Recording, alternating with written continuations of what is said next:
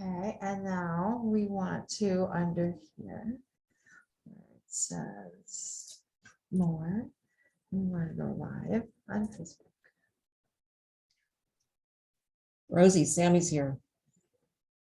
Yeah. Yeah. Oh, there's Sharon. Sharon Marina. Yeah. And Cynthia. I see Cynthia's name.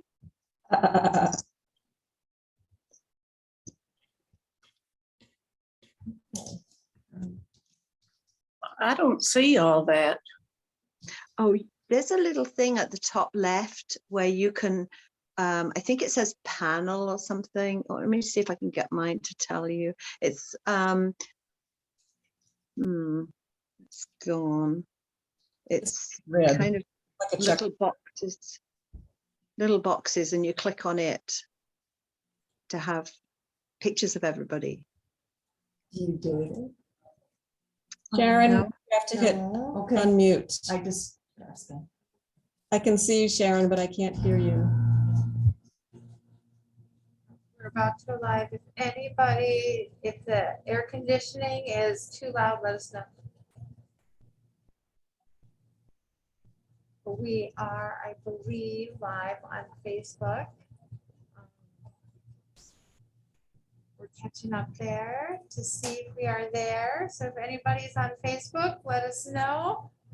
Welcome. I'm Rochelle from the Upper Midwest Bead Society and Bobby Bead. We are here live in our Bobby Bead studio with this newly upgraded with such a wonderful donation from the Upper Midwest Bead Society. We have new cameras, new lights, new sound, new AV equipment.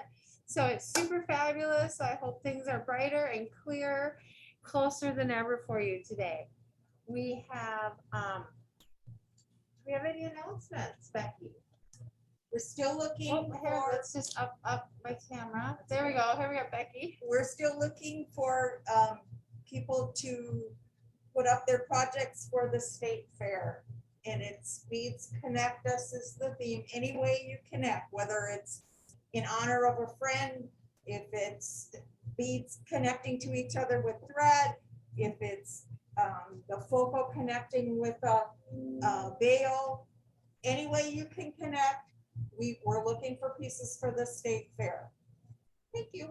And so send us a picture by July 15th so we know how we're going to display it, if what kind of, how big and everything, but think it'll be in a case with a whole bunch of others.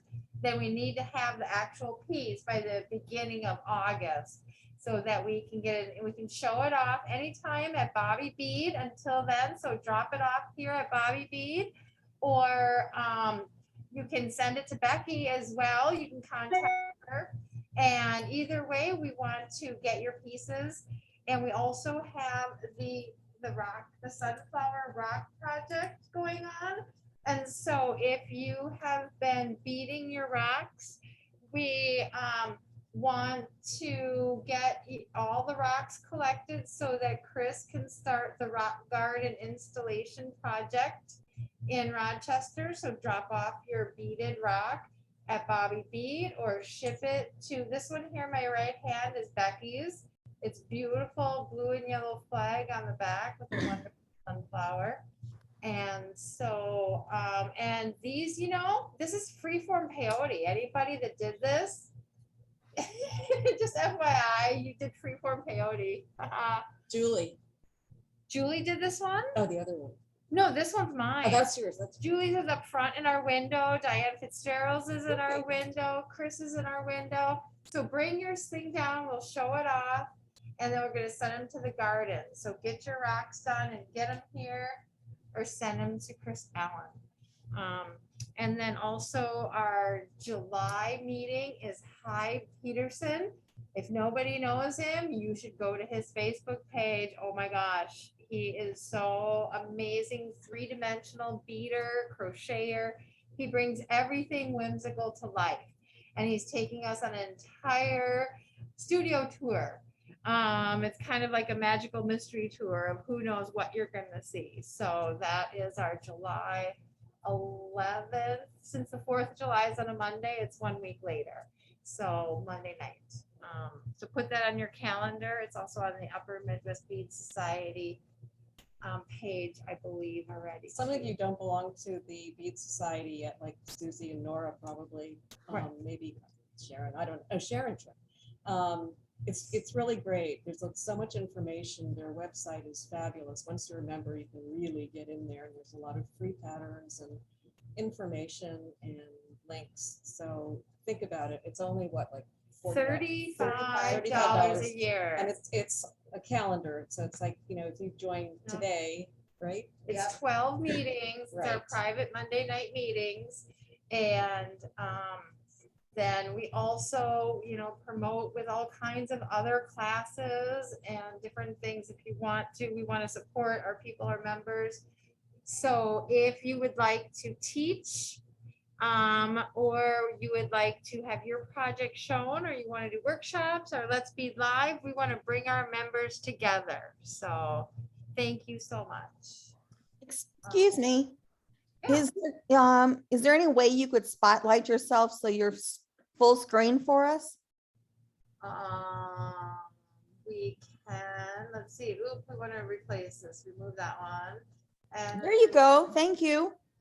oh There you yeah, there Yes, you thank you so much. Oh, go. I apologize, because we were that way on one computer earlier, and so yeah. thank you for all our technical support here. Does everybody know how to change your views on your screen as well, to see different speaker view or to see gallery views? We'd like- No. This is my first time on Zoom. Are you on a computer? I'm on my iPad. Does anybody have iPad suggestions of how to see all the controls? The I best? can tap it at the top and they come up. Yeah, mine is there. It says view, and then there you can pick to view gallery or speaker or spotlights. So you should be able to have a few different options there to maybe help you as well. We're going to spotlight the teacher here as soon as she's going to start. Cathy Benton is our first, starting us off this whole wonderful journey of Freeform Peyote. And then I'm just going to continue on the discussion. And then we've got Hannah Rosner. Let's add a spotlight of Hannah. Say hi. You're muted, darling. You need to unmute to talk.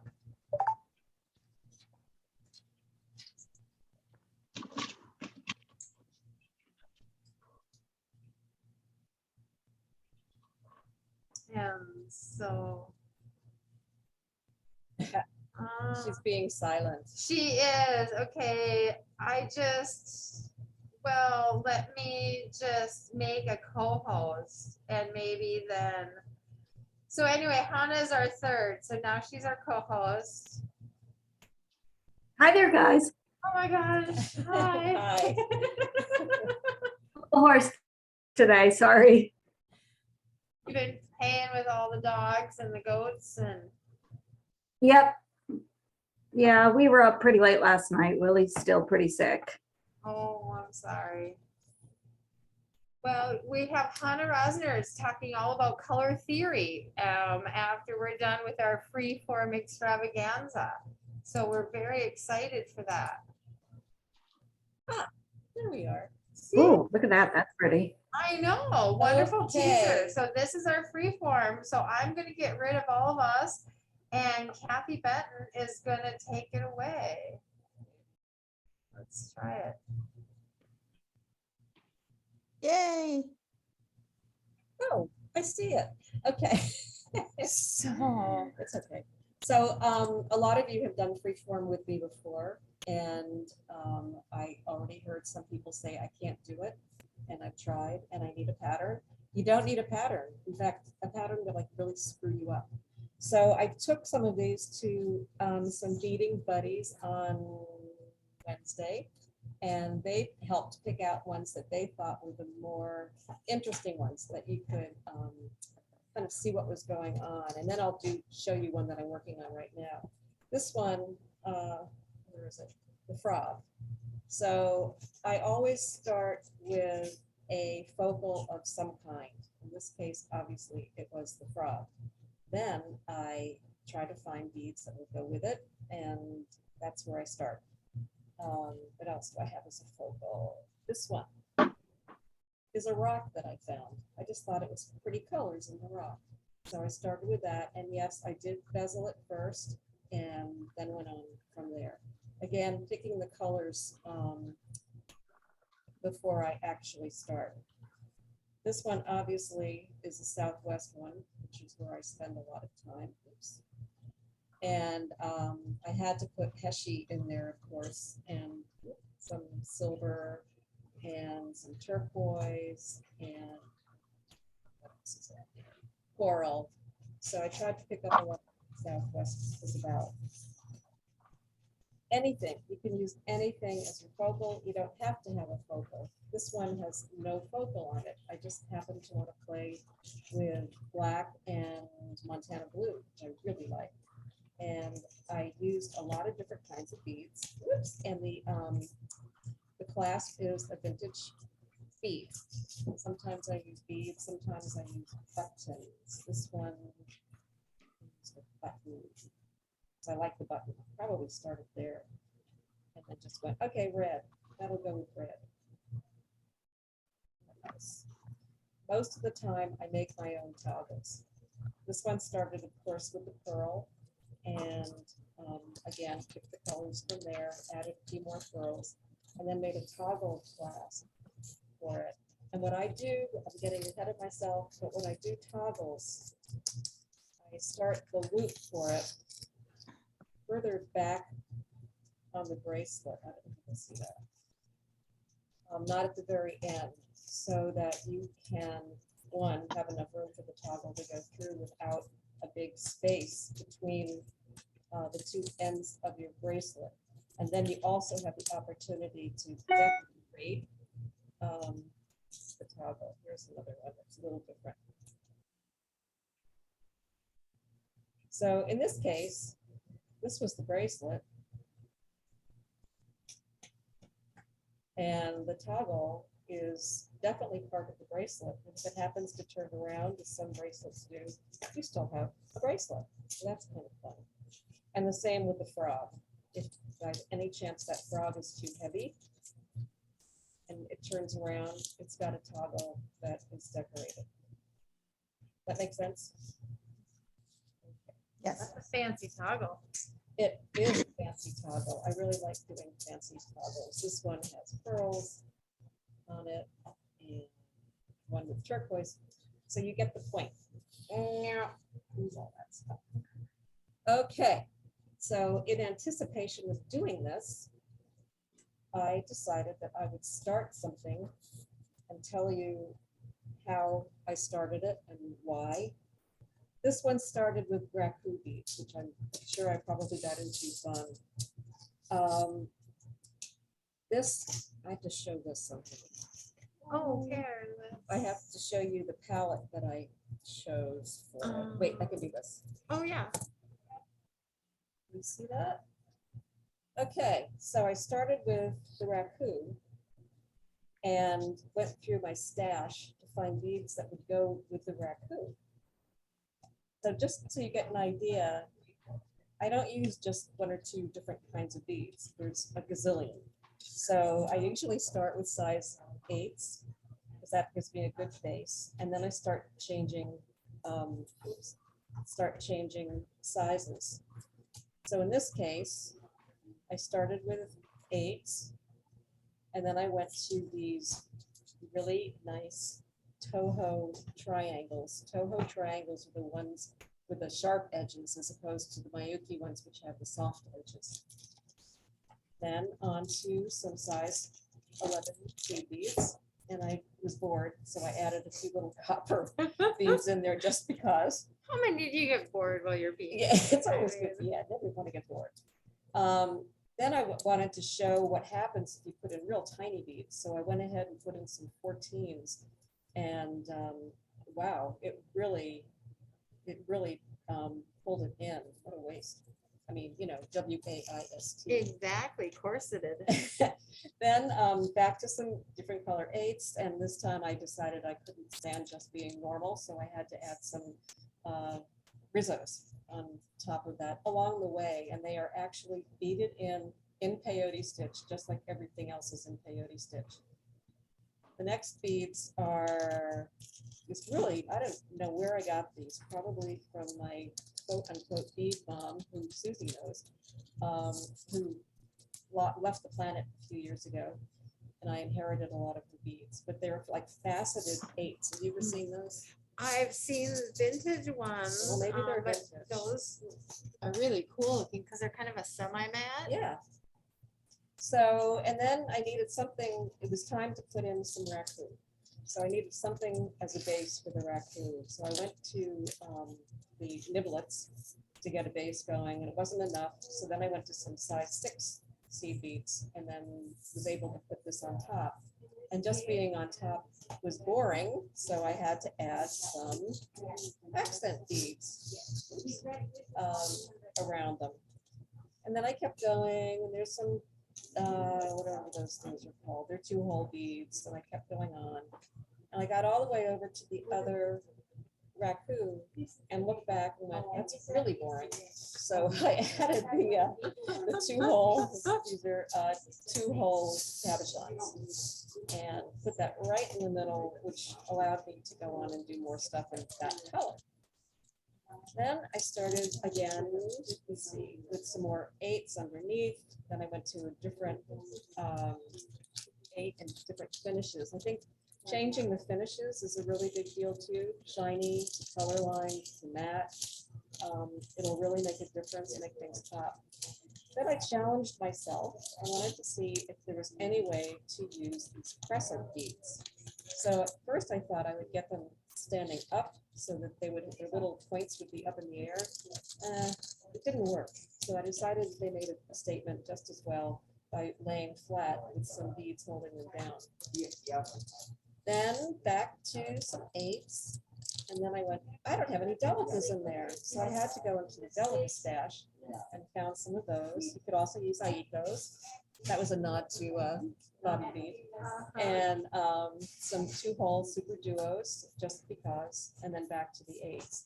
I'm still getting ready to finish it off, but I thought we could play because this is all about playing.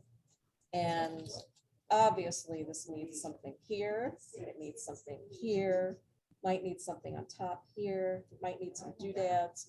So it's not a problem if you're shy about adding things along the way to make your whole bracelet first and then go back and add things to it. So I think I should do that. Any suggestions for what you would like to see anywhere special? Like, should I put one of these there? I believe in having at least 3 of whatever it is that you're using. You'll see I have 3 of the green beads. I think there's at least 3 of the diamonds underneath. 3, 5, I think you all know the drill. 3 of the little metal copper beads, and 3 here. That's about that. So we could do that. That's a possibility. We could do, I always keep a little baggie of extra stuff. So here's some extra stuff. So I could put this in there and try to tie that together. Or maybe that. And then I found something else that I think I didn't bring with me. Oh, to put on top, possibly. Some of these crystals. I don't think you can see the crystals on there, but this is what they look like. I think they're vintage crystals. So that's that part. I decided to go ahead and show you what a ruffle would look like. And I didn't put a ruffle on here yet, but I want to explain how they work. Ruffle starts just with a regular row of peyote, and you all know peyote. As you start going along, you start adding extra beads. So instead of 1 bead per stitch, you're going to put in 2 beads per stitch, go all the way to the end. On your way back, you're going to put one bead between each of the beads. So you're doing your regular peyote, but when you get to those two beads that are now kind of stuck together, you're going to put one in between and go all the way to the end. And then you're going to do the same thing. Your next row is going to be two, and then you're going to do one in between each one. What eventually will happen, I changed colors so you could really see it, or change finishes anyway, is that this whole thing starts to move. It becomes a ruffle like that. And I could probably add that on here if I wanted to. Maybe, probably not. I could even put it onto the clasp, which I started, but I haven't finished. Put it around the loop of the clasp. That could be kind of fun. What else? I was going to say something really important, but that was then. What else? You can put more things on top. Bridges. We haven't talked about bridges. Rochelle, you've got some really good samples of bridges. Thanks.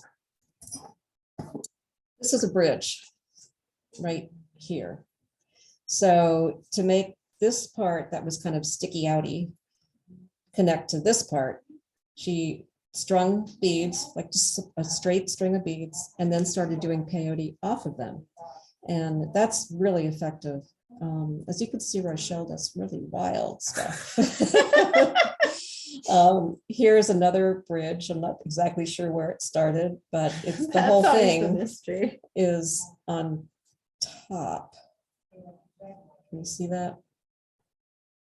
Okay. And then she also used cubes and some fire polish and some drops. And fortunately, she works in the bead store, so she can get whatever she wants. This one started, I'm assuming, with this The stone. the yeah. stone. What kind of stone is that? That's a carnelian Okay. with a bunch of like Stuff. stuff in it. Yeah. So that's really cool. And then there's bridges all around it. Which end did you start this one on? Usually I start at the loop, and then work my way. See, I did it wrong. Okay, no, you didn't. Let me show Because you. I did it from end to end, and I was just informed you're supposed to do it No, side to that's not the side. way. There's no right or wrong. Oh, okay. When I first learned how to do freeform, it was from a gal in California at the shop where I worked. Susie, you probably remember, her name was Priscilla something wonderful. Oh, yes, yes. And she always did it lengthwise. lengthwise. And her rules, and I think I kind of covered it in the handouts, pick out your beads, of course, and then just string your first row, and you're going to blend just like we blended here. You blend this way and down, up and down, instead of along the way. When I started teaching this at the shop in California, the owner and I decided that that was really difficult for some people. They just didn't know where to go. They weren't happy doing bridges. So we switched it around, and that's what we called Topsy-Turvy. So that's the way that we're doing it now.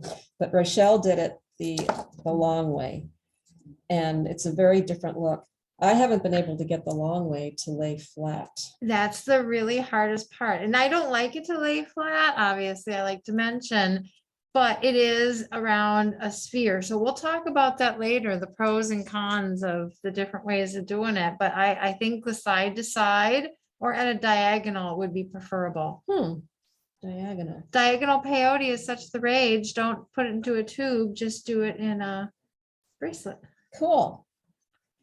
Also, she has added some fringe, which, can you see that? It was my solar corona bracelet. So. Okay. So yeah, fringe and some big drops, which are really cool. What else is on this one?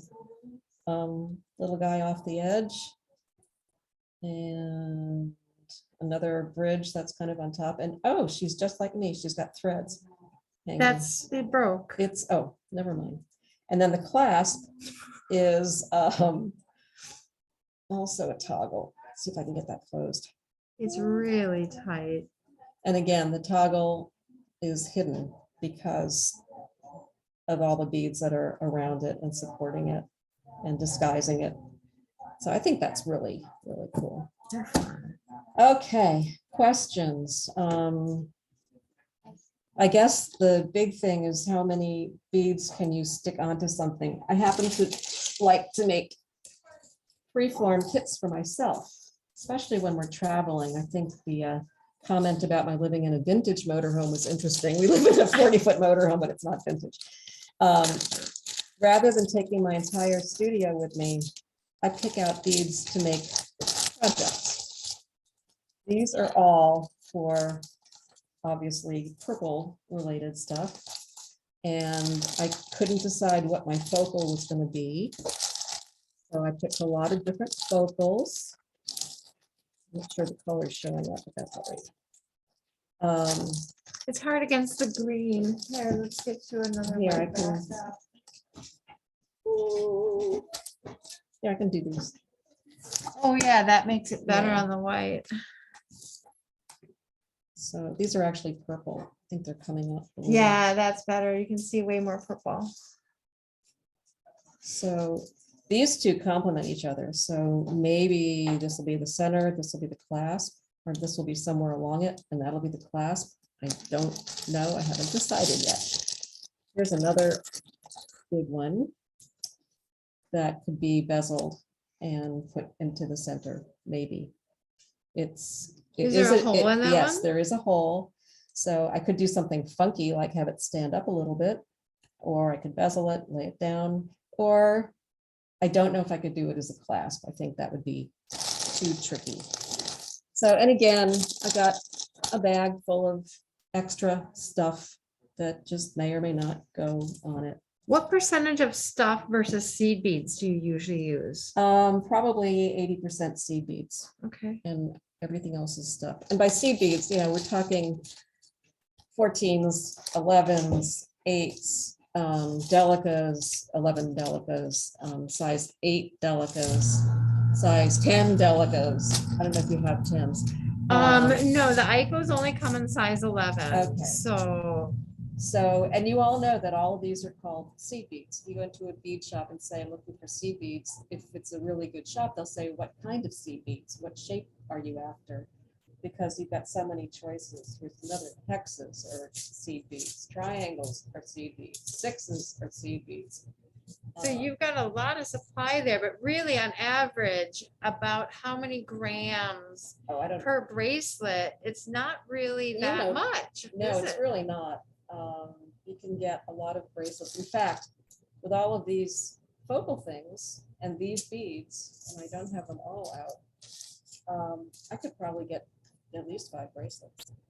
Yeah, So so a that'd be little really goes a cool. long way. So using your remnants of other projects Yep. would be a great thing to do.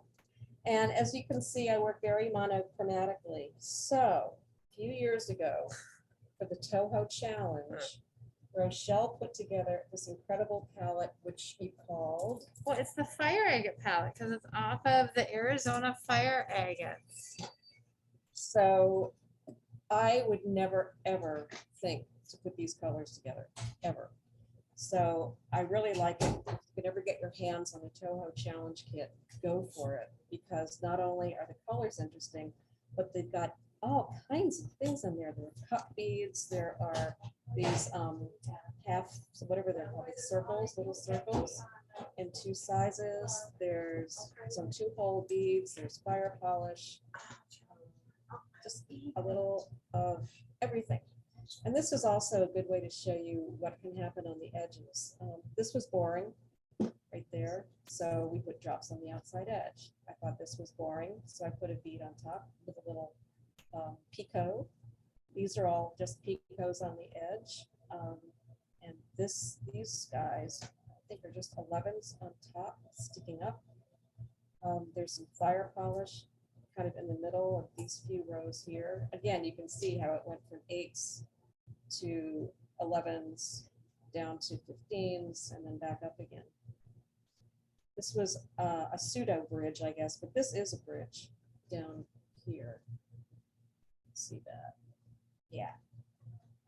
And I think what happened, because you never know what's going to happen, it was just a string of beads. And then I started doing peyote off of it, and I think it turned itself over. And I thought, oh, yeah, I'm not taking it out. So I worked with it. and made it work. And here again, we've got part of a ruffle and a bridge. And here's a big ruffle. Neat. Forgot about that. So, and the clasp is a handmade, again, toggle clasp. I'm assuming you all know how to do toggles, how to make a toggle clasp with peyote stitch. I have one started, which is probably left the premises, but it's basically just straight peyote stitch, equal number of beads on both sides. Here it is. Equal number of beads on both edges. And what happens then, this is the way a lot of us learned peyote in the old days. Then you learn that there's things you can do with it. You can fold it in half and then zip up the edges, and that will form your tube. So in this particular bracelet, the one that I'm working on right now, I'm going to do that, and then I'm going to put some of these really cool tabs, oops, on the edges. And I really won't know what the bric-a-brac around it is going to be until I get it finished. So I'll probably do this, make a stem for it, attach that to the bracelet, attach that here somewhere, maybe doesn't matter which. And then I'll make start testing a string of beads to make that string of beads go around the toggle. Once I've got this a string of beads, I go through it again just to reinforce it, and then I start doing peyote stitch off of that string to get fun things. Like I did here. And here, they're laughing at me. Yeah, because that's a similar to the, it's only a more flatter dimension to than the toggle that Hannah was teaching us. Like, and that one has ruffles on it too, doesn't it? Yeah, Yeah, that's a great place to add ruffles. why not? This is a very early one. So this is very simple. Just added a few other beads. I try to pick up beads that are already in the project, so it kind of all holds together. So sometimes I lie. I don't see these beads anywhere else. But that's So yeah, when they ask you, can you make me another one? What do you say? no way. I have no idea what I did, how I got from point A to point B. Some of you have done this with me, and I know that often I hear, I can't do this, and what should I do next? So that's something that no one can tell you. You just have to play. Okay, what else? Are there questions? And if you don't like how something is, tear it out. All you're out is a little time, Yeah, maybe a little thread. that's one thing that's great about beads. They don't go Yep. bad. You can just use them over and over again. Just keep going and going. That's what I usually do. Don't judge it by like, Too early. yeah. Because you just add more stuff and then, oh my gosh, it's really cool now. Also, I have been using double thread. I know some of you know that I'm not a Fireline fan, but I use double thread and then I wax it. This one needs to be re-waxed so that the two strands become one strand, just to give it strength. And I have had no problem with things breaking. See, and that's where I've been using a single thread and trying to do repetition. But all of the bracelets I made that broke was before I had the 1G Toho thread. It was all made with silamide or Eslon or Nymo. So that's, I haven't had anything break since I've been using the 1G. I have to agree with that. I really like 1G. I think it's a great thread. And I know Mary Kay, you're out there, and I know your sister uses that almost exclusively too. Person I'm talking about does absolutely incredible pendants, bezel pendants with a lot of fringe. So you should get her in here sometime. Hey, I totally, please Yeah. volunteer, Miss Mary Kay. Yeah. We see you there. Get your sister in here. So maybe I should just continue working on this, or Yeah, let's see where you're going. Have some No fun. Let's see some tricks and idea. tips of how to make some dimensional. Yeah, let's add. All my beads are mixed up now. Isn't that the part of it? I It mean, is. I like to Ooh. mix up my beads in this whole process. These could be fun if I can figure out how to use them. These are the triangles. I know that's not the real name for them. They're checkmates of some kind. Actually, that's a parpuka, Never mind. but that's okay. They're cool beads too. It's a triangle with one hole in the middle versus two holes. It's like a cyclops triangle. Cyclops triangle. Okay, whatever she says. I'd like to add a few more 11s in here just to get this going. So let's see. I'm gonna put 2 beads on top of this copper bead just to make it fit better without pulling it in any particular direction. I'm starting to talk like you. I'm sorry. The accent is wearing off. That's it.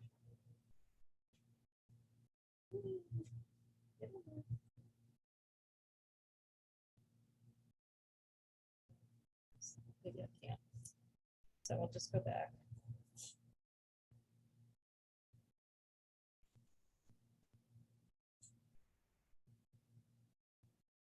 I hope you all are sitting there playing with your beads.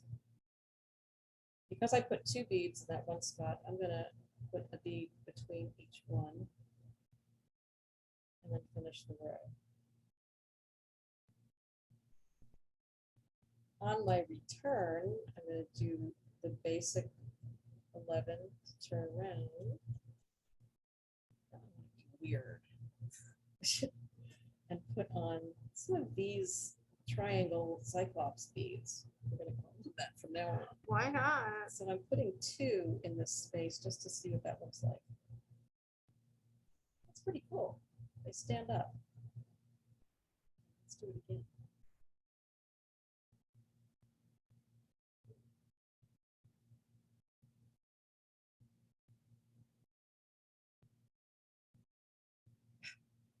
Just got tangled in my other stuff. Interesting.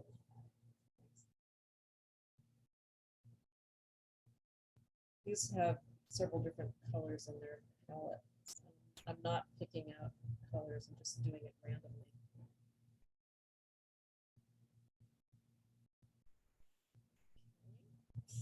Now, what to do going back? Let's try just one bead. Go through just one bead. And then put on one bead and go through the other half of the 2 that I put on.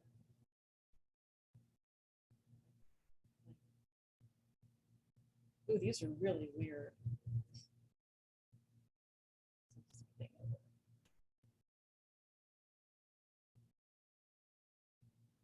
Somehow it's pulling it together more than I thought it would, but you know what? I don't care. Kind of interesting. There's no judgment in beadwork, right? Right. Just do what feels good. So this may or may not work. And if I wanted to pull it back out, I can. I think I might live with this somehow.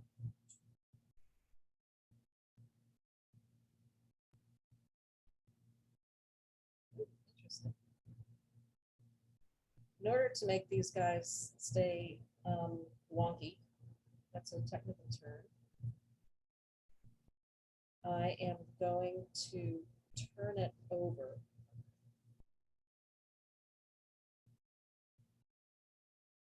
So I think I can, well, it doesn't really matter. Okay, I'll stay in this one. What to do now? I've got my little funky things sticking up. I just don't know where to go next. How about up and over? I could do that. What an idea. A bridge. All right. I have been challenged. We will do a bridge and we will do it in delegates. No, I don't. I want these ones. No, I don't. See, this is what you go. Hold on. So I'm going to start my bridge with another 11 just to keep it close to the work. I have to get over here too. I need to fill that gap, so let's do that.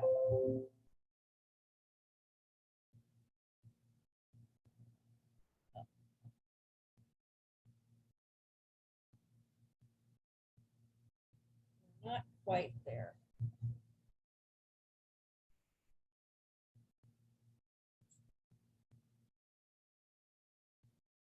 That might be interesting. Okay, so we'll live with that and come through. Anchor it down. Kind of cool. And I think I will just continue with a row of peyote onto this. You all know my peyote mantra.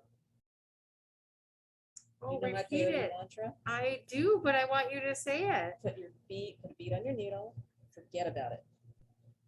Look down for your thread's coming out. Skip over the next bead and go through the next one.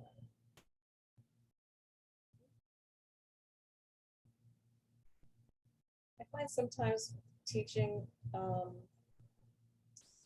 people want to look at the bead that they're putting on rather than the thread path. And I think it's really important to think about where that needle is going to go rather than how to get that bead in the right spot yet. Because the bead's going to follow where you put the needle. And watch your tail that you don't get caught. Yeah. I think we've all had the tail issues.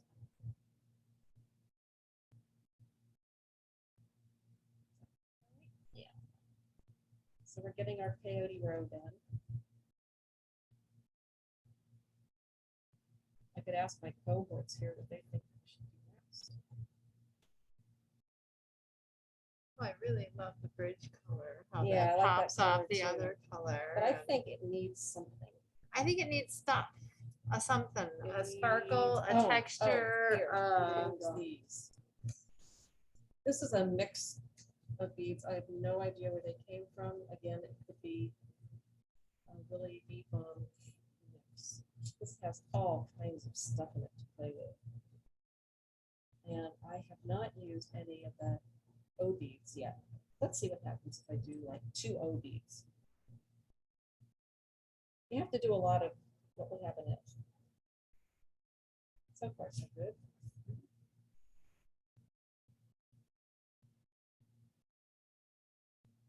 Oh, cool.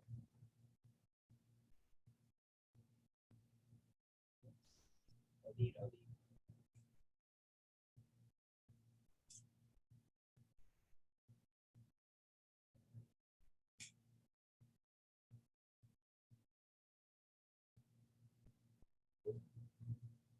Tangle. I'm liking this.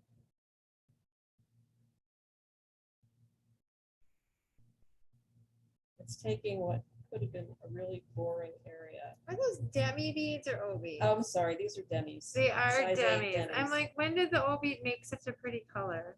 Sorry. I don't know the difference, you know, it's a bead. That's But the round O and it- bead, but the demi bead is very similar to the O bead. It's a very skinny spacer. Right. It's just the seed bead, the Toho seed bead cut in half. I think they're great. I love them because the hole is as big as a size 8, It is. yet it is shorter than a size 11. Right. So basically it fits in this skinny little hole and then you got room to connect to. I don't know. I love them. Go through them like 20 times with a size 11 needle too. So now where do we go? Have it out. Yeah, I was need gonna to say, go do you out. have some drops? I have teeny tiny drops. I'm sure there's a store really close by where I Or can get making some. fringe or I'm not big make on what kind of fringe. technique? I could do some Picots, There you go. and I could even use these. I've got some little, Or what about some of your other fun shape beads you got going that are more like accents? I just want to add this one to the end. what if there's so many and nothing is wrong? That's what I That's love right. about it. You just have fun. Oops. That didn't do quite what I wanted. Oh, I know why. See, now I have to back this out.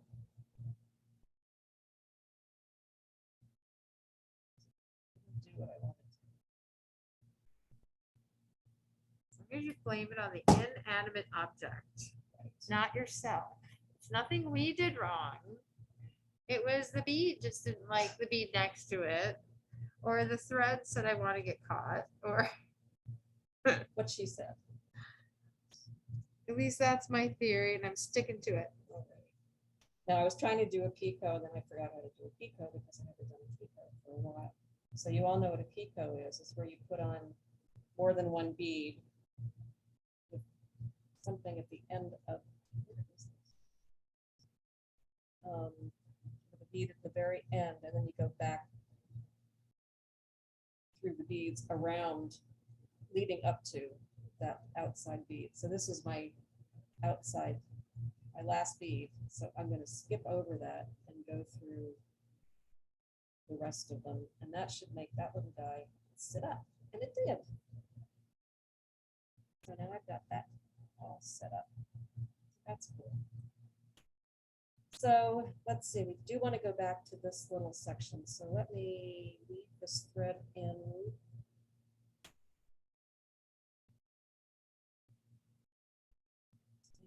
I'm not going to try to weave it all the way down. I'm just going to weave it part of the way.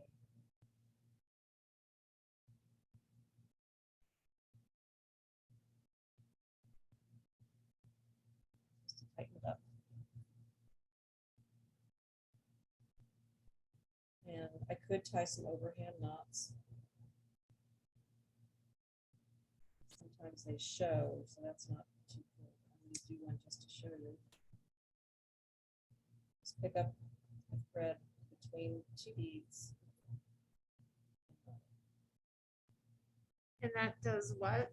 That, She's ending. yeah, I'm ending this thread. Gotcha. Okay. There I go. Because that's a question a lot of people ask is how do you end thread and start new thread? You know, it really depends.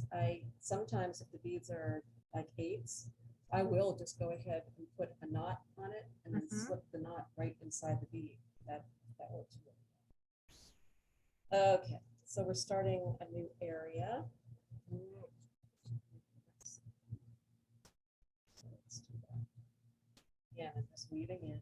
Should probably do this from the back so I can cut off that tail thread.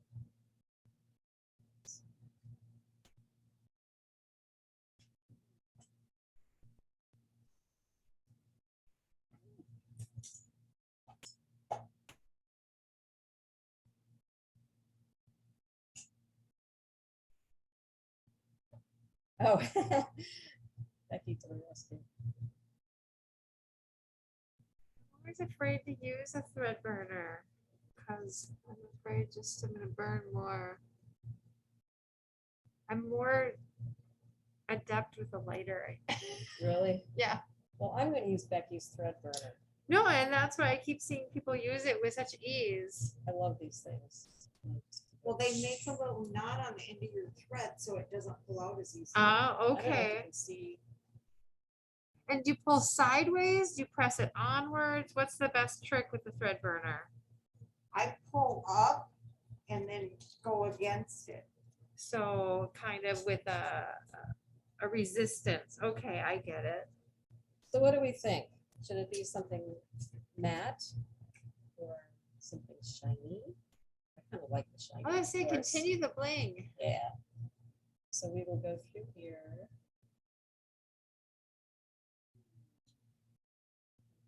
Side.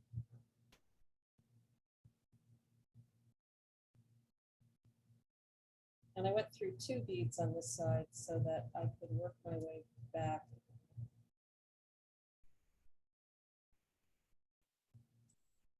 And go through it again.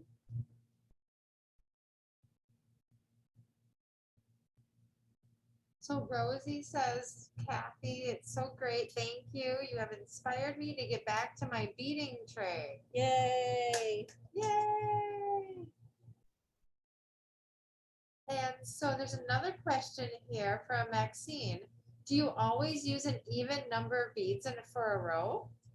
I always do to start it, and if it actually just ends up someplace where I've added too many beads, then I just do it. I don't ever try to do whatever tricks people can do with change it with odd number peyote. I just fake it.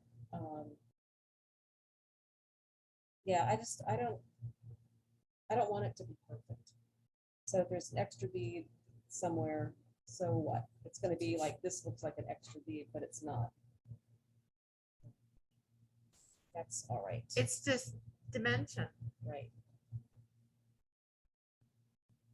Now what? I think we need something in here. Some texture. What about bobbles or bits or things above or What do we around or do got it that button sort of thing? Yeah, that might work. like a football? Actually, because my rule is to have at least 3 of something, if I could find them. Oh, here. I should do one of these. And always Then I would stick to have your 1, rules. 2, 3. So when in doubt, go back to the rules. Yeah, I like it. this is Kathy World. We do it. Yeah. Always follow the teacher instructions. So you heard her, everybody do what you want. Oh man, these little beads are hard to get through. So what can I do to avoid that? I'm going to go back around. Up and over or Yep. I'm around. going to go around.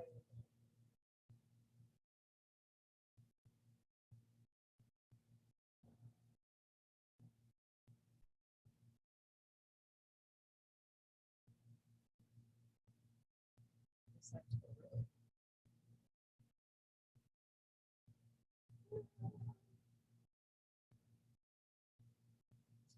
I think this is kind of lonely out there. I'm just going to put a little.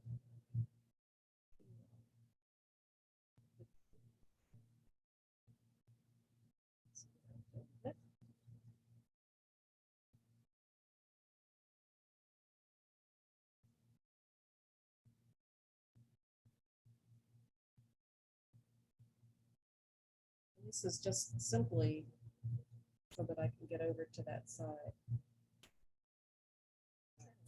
But it's a fun journey to get to that side. It is. It's not just anything. That one bead really matters sometimes. But this is where we go. Maxine, what would you do if you had an odd row? Hi, Maxine, unmute and help us out. I know you always have an opinion for good aesthetics. Or a joke? Exactly, which are both needed. Okay, now I can get down to where I need to go. As you can see, I didn't think much about what color thread I should have been using. So here I am using this pale pink thread for my copper colored stuff. And I really should have paid more attention, but you know what? That's what markers are for. You go back and mark it. Ah, that's your trick. Yeah. I mean, there's only so many picots you can put on things, you know. But isn't it like the grout in your tile? Sometimes the accent works. It does. In this case, I'm not so sure. So, but since I was doing this originally just as a sample, I just didn't even pay attention. Okay. Sample's gonna be something, I guess.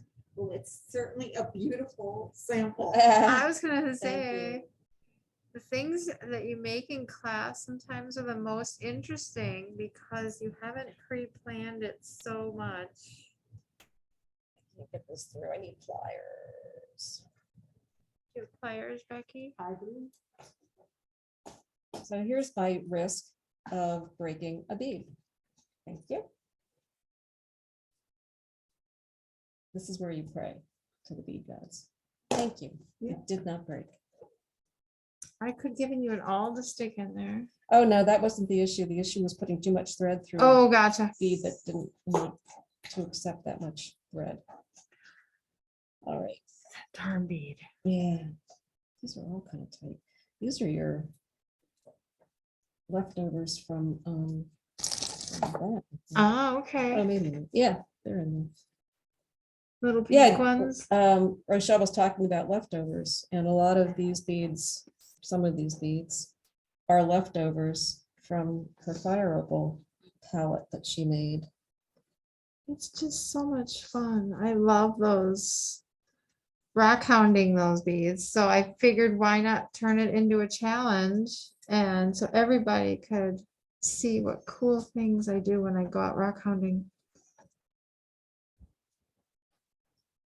When's your next rock hounding adventure? Well, Completely. we've been doing a lot of urban mining recently. There's so much of the landscaping around all the malls and all the new office buildings and all these new apartments they're building, which have all been quarried from central Minnesota. And so it's called urban mining. Just wait till it's a cloudy, misty day and then go out in your favorite neighborhood for a walk. Especially the Costco's have a lot of really nice aggregate. And I found a really cool jasper with like a Montana agate in the middle, sort of. It was a moss agate looking kind of thing. So it was really cool looking when I was at the Costco parking lot the other day. And for those of us who spend time in the desert, there's a lot of rock out there, and I know a lot of people have gravel in on their lots and the driveways and the gardens. I've found some kind of cool things out there sometimes. So don't hesitate to check your own Driveway, Yeah. yeah. That's, Oh my that's gosh. where I get most of mine is my driveway. really. See? That's cool. But then I'm in the country. You are in the country. I think that's fabulous. So what do we think? Is that going to work there, or should I move it down further? I think it should go down further. Yeah, a little bit off of the terracotta background. It was Mhm. blending in a little. It's nice to have people telling you what to do. Input. Input. Well, if you ask, I'll tell you otherwise. I honestly really like to see where you go because I love your sense of balance. You always, all these other bracelets really are just so well done. Thank you. It just comes naturally right out of you. Yep. I'm not sure what that says about my brain. I don't know. Sharon, are you laughing? Well, you've been beating long enough that a lot of it is intuitive. Yeah. Okay, let's try it again.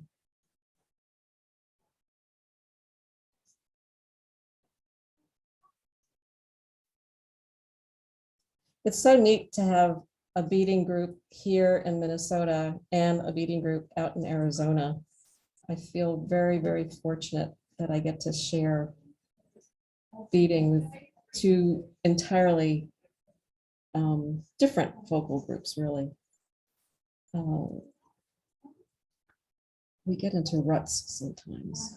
We really do. And that's why beads connect us across all barriers, across all time zones. See, Hannah says that you did that on purpose so you could show us what happened. Thanks, Anna. Anna's going to talk about color for beginners, which I think is absolutely a great idea. Picking colors that go together, things that look like they're right, but then you go, no, there's too much blue in that green, or there's too much yellow in that green. And it's really good to be able to see those kinds of things. I've actually trained my spouse To help with yeah, he knows what's wrong. Like, no, that's like too pink of a white or whatever. Huh? Is that working? I'm not sure. I like it. I like it. I think you just could add more and then go with more green or more funny purple or more something contrasty. Yeah. I have an idea. Oh my gosh, huzzah. Sorry.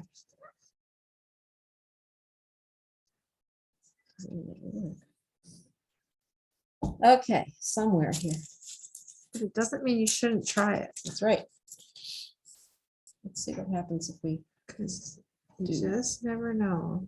Is one of my favorite models with the stitch. Or just fake it. That too.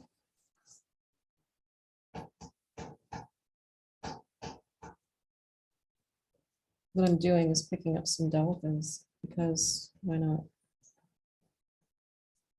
And I'm going to go through the outside here. Oh, it's a little bridge over the top. Do I like it? I think an arc on one side of the round. So like over on top? No, around it. To make it stand out more. Oh, like bezel it Yeah. more. Yeah, I Okay. like the arch. I would continue more of them all the way Yeah, that's what I around. was saying, make the arch More longer. of them. Or make more of them. Yeah. That's kind of cool.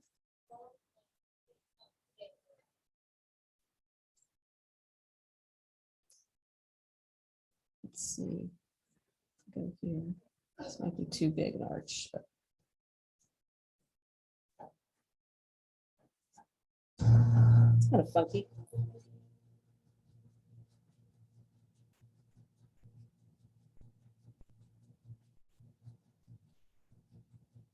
And as we know, you can always rip it out.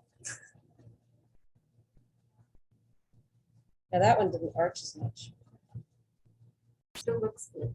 I think I'm gonna leave it. We gotta hide these spaces here. Oops, you know what? I need to hide that thread.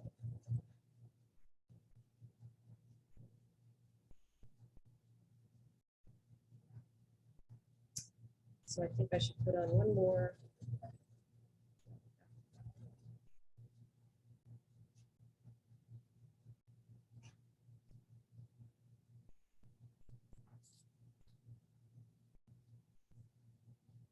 It's still not really hidden. What would happen if I put a delicate on top? Go through the accent bead again. That hide thread. This all may come out. I'm not real sure about this. It's not doing it for me. So if any of you out there in La La Land have a suggestion. Well, somebody did say that this project is perfect for the Beads Connect Us for the State Fair, since each of the raised areas is basically a little bridge between the colors. Oh, cool. What a great idea. Great thought. Is that somebody from here who's going to submit to the? Oh, that was Hannah. Sorry. All right. Yep. So yeah, please. I think that all projects.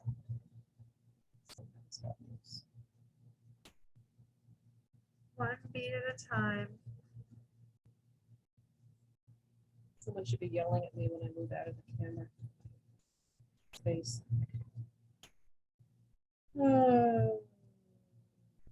See, I've got threads again. It was only for a minute.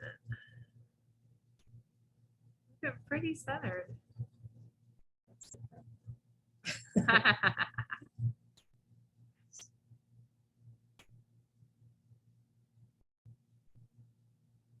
why this stitch is so relaxing. Can't wait to see what Rochelle is playing with here. Well, I've got the Toho Challenge colors for 2022. that's not fair. The current colors, everybody's got them that wants them.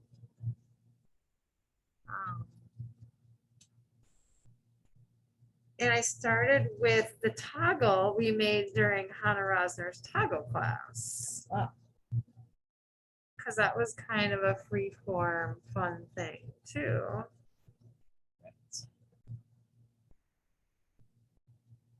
And I'm trying a circular diagonal freeform adjustment. It's not side to side. It's not from one end to the other. It's kind of, Kind of diagonal. well, I don't know. Oh, that's cool. I don't know You what got you it call here. it. I don't know what you call it. Not sure what you called it, but I started with Hana's toggle and then I've been just peyoting off a bit, adding some super duos here and there. I've got that's my, yeah, I did a double-sided, so I put the lentil in there, so it's a really thick toggle. It is. It's very substantial. But yeah, I've been doing just wherever the beads turn, so I'll connect them and probably make more chains off here and there. So it won't be side to side, it won't be end to end, it's gonna be kind of all over the place.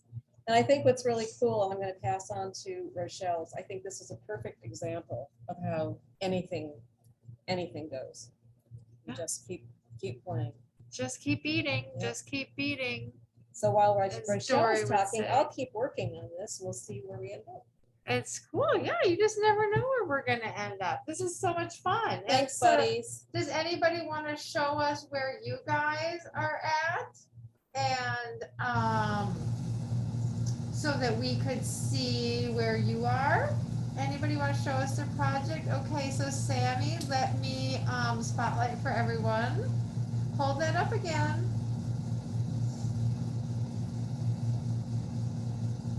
All right. And so that's what Sammy made earlier. That's freeform in colors. You can change and change and change and change. The stitch is the same, but the color pattern is all different. Yes, Miguel, if you did that So- in different colors. And then look at this fun, crazy. I mean, Yeah. that is just as freeform of a color pattern connection, but yet she followed the pattern and it looks as perfect as, oh my gosh, I love it. Yay, thank you so much. Anybody else want to show us their projects? Wave your hand and I'll spotlight you. Oh my gosh. Well, be shy then, that's okay. So, all right, so I'm going to do this here. So there are so many ways, obviously, we have talked about freeform peyote, freeform everything, is kind of what I like to do. But one of those things we were talking about earlier, when we were doing it from length to length, or side to side, or circular to circular, when I did mine length to length, it got a little bit too tight in some areas. I put like too many cubes in a row where cubes don't really bend. Or I might have put too many cylinders or gotten really too tight and forgot how many times you really got to keep wrapping it around your wrist, because your wrist is the different size. It's an oval, you got bones, where you're gonna wear it, high, low. So that's why each time I kept doing this, it would wear a different shape, it would lean a little differently. So I actually broke it here. And these, like I said, were made with Eslon or Nymo or Silamide, not 1G, because they were made about 30 years ago. And so I have learned since then, because I was trying to make all the, what do you call them? The elements. So this one here is air, and then the purpley blue one here was water, and then the orange one was the solar corona, so that was the fire. And then I learned that I really like earth the best because I'm an earth sign. And so I started a whole different perspective. Instead of starting by the end, I started in the middle with the focal bead. And I was doing more of a free form peyote bezel. This is a flat chunk of crazy lace agate. And I was trying to recreate in Freeform Peyote. So this is all seed beads, just 11s and 8s. That's it. Just 11s and 8s. But I was trying to create all those cool patterns, all those cool different tech little swirls and whatnots that they got. And so with this slab, I kind of made bridges over the part of the slice of agate to hold it in there. This is not glued in there or anything. There's no hole in this thing. So I had to find a way to capture it.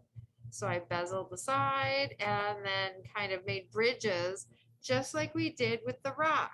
This is exactly the same as the sunflower rock. And so, except for I went to have no focal pieces or anything. I was using the stone as my piece and trying to match the colors as it is. But since it's such a funny stone, it doesn't really work well as a bracelet sideways because of how your wrist works. You could do it this way if you wanted to, but it would have to be a nice giant cuff that would lay more on the flat part of your wrist because of the angle of the stone. So you have to really think about that your body curves, rocks don't. And it's so cool. Or maybe it's a necklace. So maybe this isn't a bracelet in my earth, air, and fire. Maybe it could be a necklace. So we really do enjoy making necklaces in that same vein.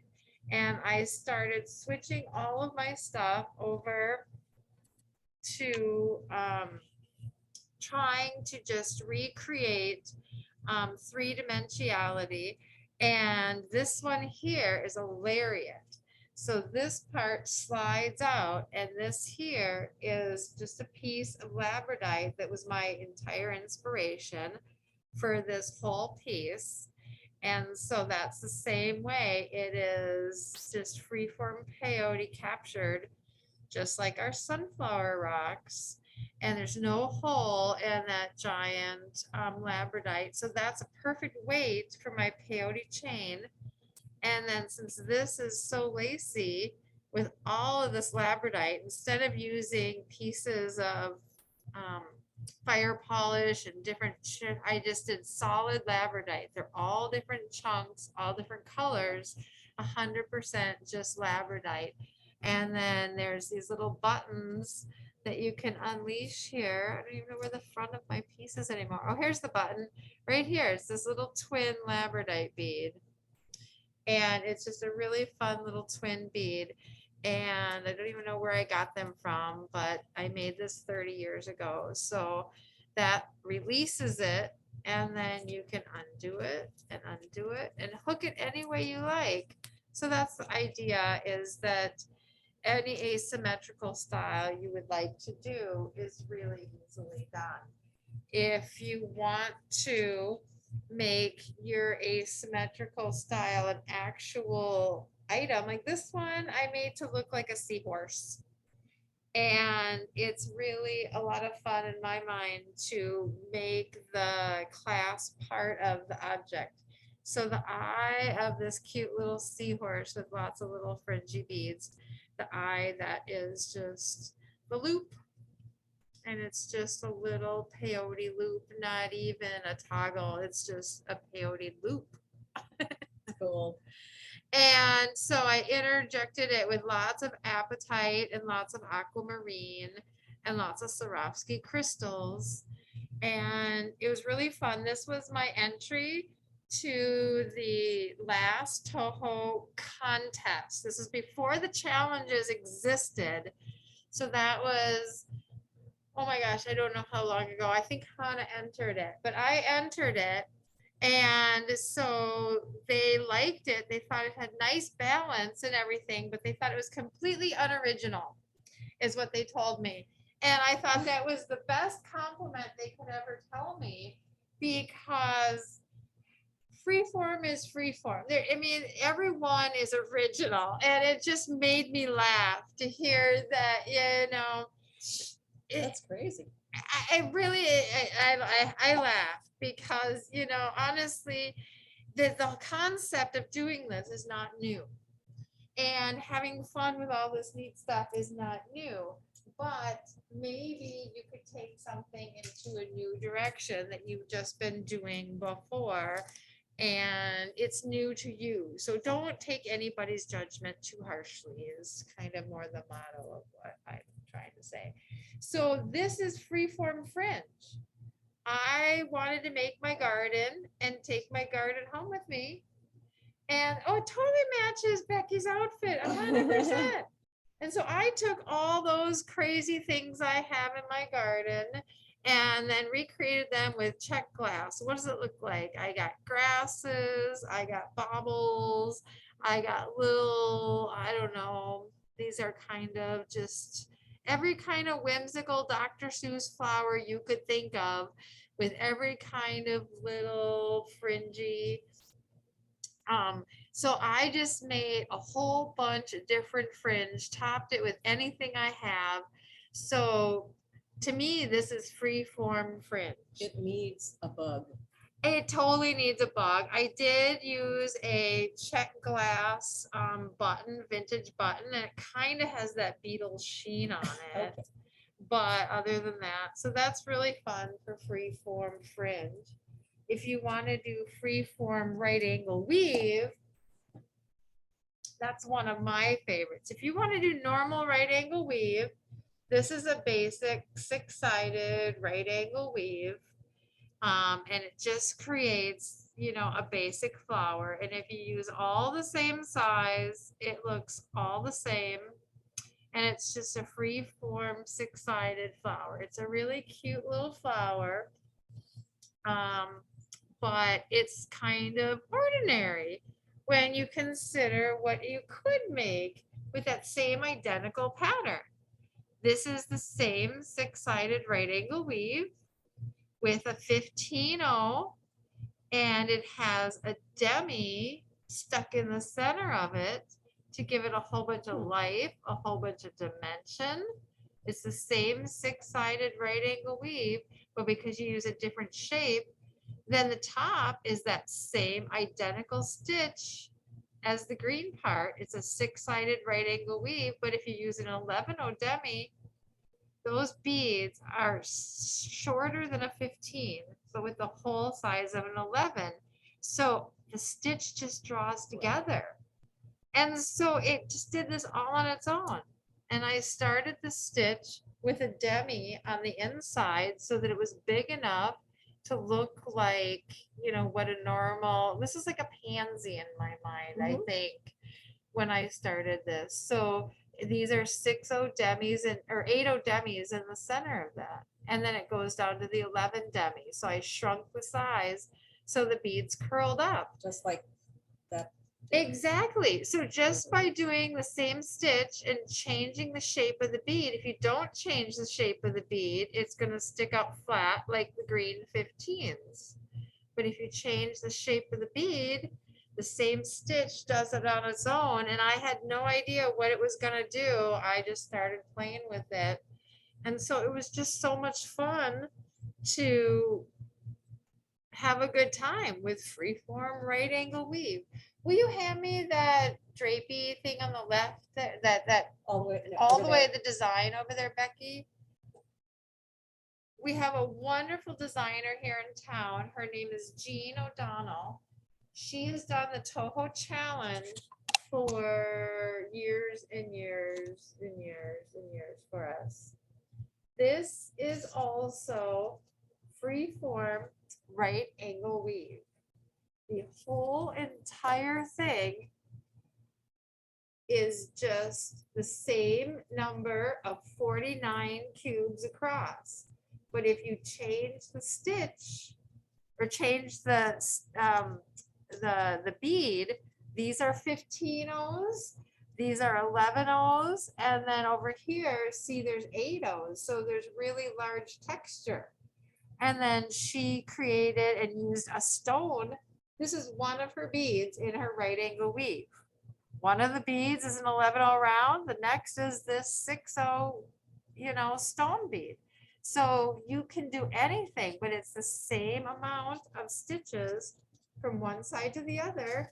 You've just done this free-form color pattern by changing the sizes and the shapes of the beads, adding the fringe on the bottom, and it just creates this wonderful texture. And it's just drapey like fabric. It's just absolutely amazing. So it's the same identical stitch. You just change the beads and really let your mind go when it comes to color. This one is not a Toho challenge at all. This is her palette that she came up with, and it's 42 different colors. Jeez. I know. So every time you turn it, her thing is called Straw into Gold from the Rumpelstiltskin. Yeah, yeah. So you can tell she turns beads and thread into gold, but it's just amazing. And so there's so many colors on here, and they just blend, and the size and changing the shape, it creates these buckles and these openness. This is all demis over here in this part. See how it's open and airy because the demi is so skinny, and it just creates a whole different look. And by the size, it created this kind of a handkerchief pattern because she uses a bigger bead in that area. So it's still, like I said, the same number of rows across. It just looks more free form because of how you change your beads. So it's free form in thinking when it comes to the color. And I'm sure she thought about every bead that she picked up. And it's just absolutely amazing what you can do with just a little bit of fun time, a little bit of different, imagination. If you want to keep it more simpler, oh yeah, I braided my hair this morning. It's so hot. Thank you.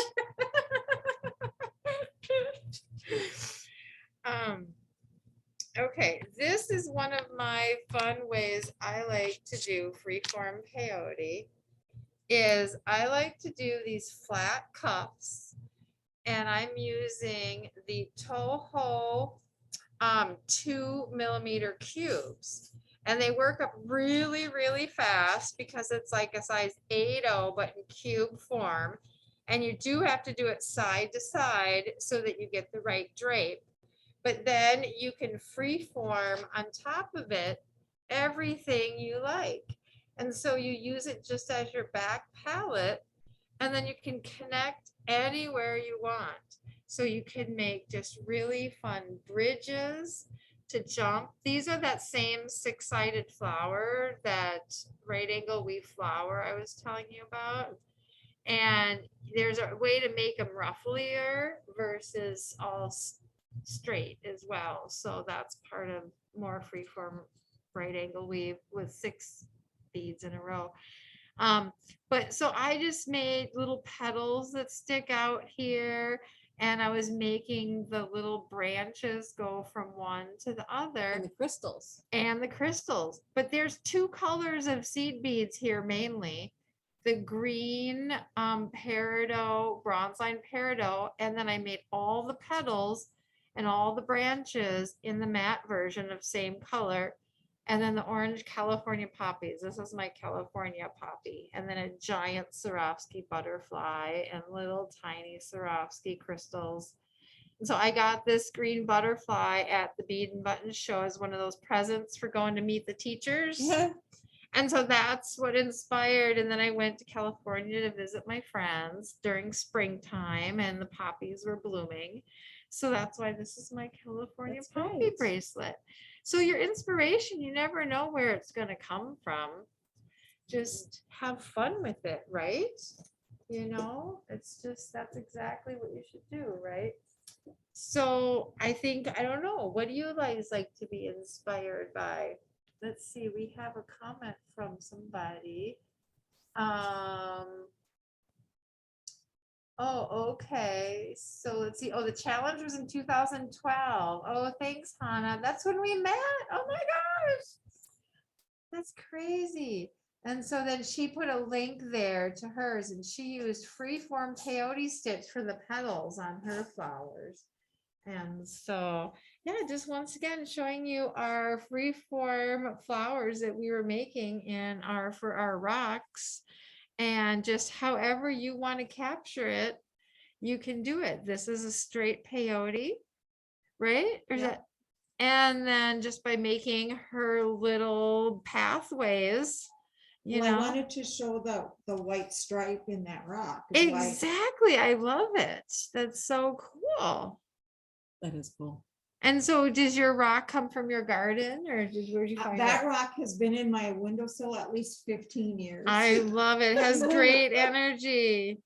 Yeah, my piece of basalt, I got up at the North Shore. It's been in my garden for at least 20 years. So I washed it off and Something that you mentioned before we went live was that you use a roll of paper towels. oh yeah, thank To- you for reminding me. So my best trick of how to now work with your bracelets so that they will fit around your wrist is I use a roll of paper towels the exact size of my wrist in order to now attach my bracelet to, so that I'm constantly not having to take it off to check. So that's too big.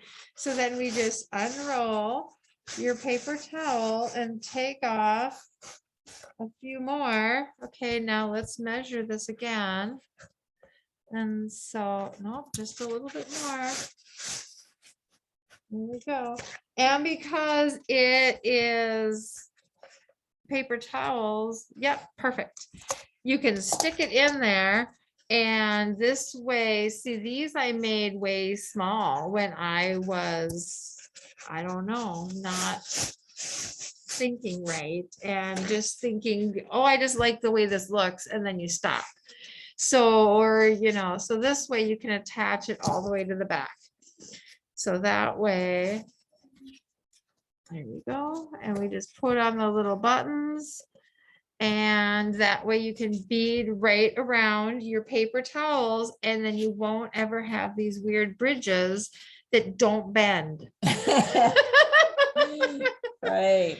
And so usually I just stack them up and stack them up so that that way they actually curve, they actually hook. You can do your correct thing without, you know, and or if you want to fix something that broke, this is the perfect technique too. So now we can re-straighten that out the way it's supposed to be and let it sit where it would sit around your wrist, kind of squish it here, squish it there, figure out where you want it. Because there's no rhyme or reason now, we can just readjust it. But that way, you know, and I like this bridge over here, so I think I'm gonna keep that one. And but this is my best technique and trick for maintaining it. If you want to bead really chaotically and you want to not do such nice side to side work, where you know that's going to go around your wrist well, then the paper towel trick, and then you just keep this even right on it to make sure that you don't use it for spilling, picking up the cat puke or whatever. It's summer, my cats, you know, it's hot. So yeah, I write on my, once I find the exact size that I like, then this sits on my work table and it just stays there. And I use it for all my free forms.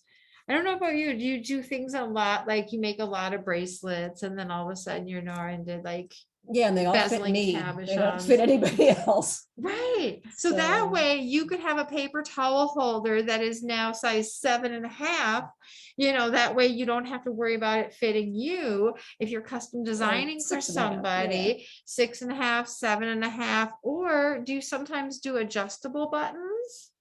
No, but you probably could just make a lot of loops. Right. And so like this one, I have 2 buttons right here and then 2 button loops on this side.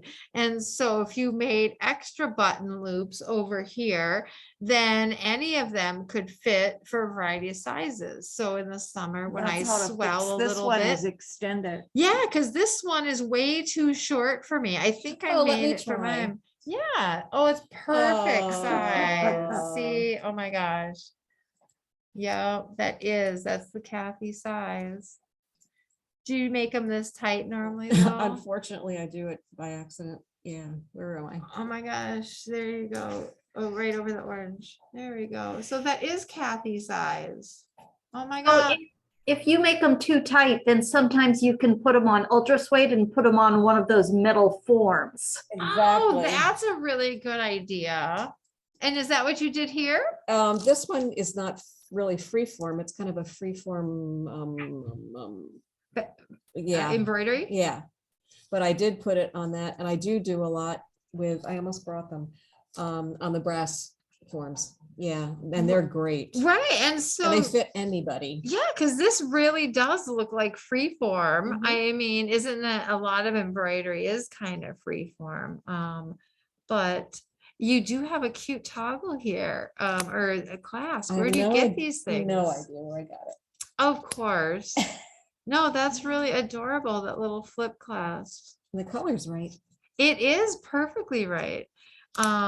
And so, yeah, there is no rhyme or reason to what is or isn't freeform. I did make a couple that didn't quite work out. So when you're freeform capturing stones, I really like these big serpentine jades. They are just adorable. This perfect yellow goes with my hair, but it does have a hole in it. So you can easily bezel it, like faux bezel, I call it, because you don't have to capture it so tightly. Your things can move a lot more because literally you're going through the hole and that's what's holding it on there. It just has this great free form look to it, where the other stones here in the chain, I did capture a little bit more. This is like my snake, the head of the snake, you know, Yeah. kind of bracelet. So I freeform peyote the colors in this really boring peyote chain tube, and then just split apart as I was going and put a bead. It has a hole in it, so you can go right through it. It can be open, but you just stop peyoting and freeform these little trails and then go back to the tube again. And then once again, so each little meal that the snake ate is what that kind of represents. Yeah. And so then I just did a button, and it's a freeform loop once again. And usually this loops around there, and it's like the head of the cobra, and then he just grabs on there. So the weight of the pendant holds this tiny little button in place because this is so heavy. And so you can really have a tiny little thing. Yeah, it's a really heavy piece. So of course I wanted to do a bracelet. I really wanted to do a bracelet. And not thinking that, of course, once again, it is too big for your wrist. It doesn't really lay right. It's not gonna work. And so I wanted to do it anyway because I was stubborn. And so I did it. And I really like how it turned out, but it didn't work as a bracelet. So on this side here is the loop. So what I do is I have a scarf that I put through the loop. And over here is a button and then a loop.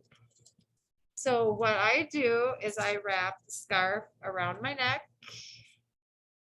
and then I take this little button loop right around the scarf, and then it goes over the button. And now you have a perfect, secure tie for your choker. And then you tie the scarf, so you have a scarf and a choker all in one. And so it doesn't really work as a bracelet, but it works as a choker. So like I said, just because it didn't work the first way, you know, don't be discouraged. But I really like this button loop technique of having it all on one side. And you could do the same thing if you were capturing a lariat, you know, the other part that came through. And so, but yeah, otherwise it's just this big free form hole. And so, but you know, so if you're using a really large stone, it does have to have a hole in order for you to have more freedom to have the stone Sure. exposed. Otherwise, you really have to capture your stone a lot. So the last form of free form I would say that we have is structural tubular freeform peyote. And so who made the fairies with us, you guys? But we love fairies. Oh my gosh, do we love all these cute fairies? And so I don't know, did anybody make the fairies? And so the idea is, yeah, it's peyote, tubular peyote. Okay, they're supposed to look like this. That's exactly how the pattern, well, sort of, the very size and the very shape, the pattern told me to do it. And so, but then I couldn't repeat the same thing. So each one of the little girls turned out differently. Her hat goes a different direction. Sometimes her face is like way too big, or dress is way too funny, but that's okay. You can do that. There's nothing wrong with that. And so, but it really inspired me to make a mermaid and like just free form, go crazy. Her hair is just like yours. And so I had the funnest time because the little wings on her back, basically those little wings, well, I kind of went crazy with her little wings, but that's what her tail started as, was the wings. And so this was the wing on the pattern. And so that's where we started. And then I just went up and free form tubular peyote. So there's a center herringbone line that keeps her straight in the front and a herringbone line that keeps her straight in the back. And then I did diagonal peyote all the way. The whole thing is diagonal peyote because you jump up at the herringbone line. You jump up. So that way everything lays in this perfect diagonal. And I did not realize that until I just started doing it. And it was so fun. Of course, I couldn't figure out how to get her booty right. So it's kind of just free form as well. And her arms are curved with her elbows and everything. And then I just did some serpents around them, of course, because she needed some serpents. The hands are great. And yeah, these are check glass beads. And so you can just create any kind of fun thing, right? She's got some cute little earrings. But her hair is freeform crochet, beaded crochet. It's a single chain stitch bead crochet. So when we were doing Candy Sexton's bead crochet class, that's what I learned how to do. And that's what my tubular crochet turned into, just a chain stitch. I couldn't get it to go right, but it turned into beautiful mermaid hair. So you just never know what you're gonna make when you start. And so just kind of let it go and just kind of have some fun and free form away, right? Absolutely. And so, but if you really do, these fairies are so cute. And so that's obviously 8 inches compared to 2 inches. Yeah. But it's so fun. So she's got a few little friends. But so that's pretty much I just want to encourage you to think outside every box, you know, just because it's one way, just continue to go to where your imagination takes you. And sometimes it just feels right. Exactly. Here's where So this ended let's up. check in and see where Cathy is. I don't know where your camera goes. My camera is gonna be right here. So this is how that ended up. Oh, that is so beautiful. I really like how that turned out. You've got this fun little, as Becky was talking about, it's kind of looping almost all the way around it, right? And, Yeah, it's There you almost, go. it's not quite ruffled, but close. but kind of, Yeah. yeah. And I love all these little sticky uppies. What are these? Those are the Rizzos? Yes. And then this is the bridge over here With the Cyclops. with the Cyclops beads sticking out over here on the We'll edge. have to do a little bit more on that end. Exactly. And so which end does the toggle part go on? The toggle will probably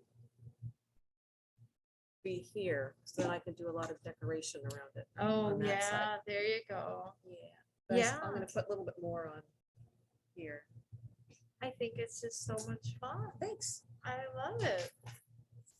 That's just so cool how when you started it, you just don't know how it's gonna end. You just keep going and going and going. And I really like the crescent accent by that. Yeah, they did. They really, next to the raccoon, or isn't that what this is? Yes. It's so cool. And they pick up all the colors, the matte and the shiny.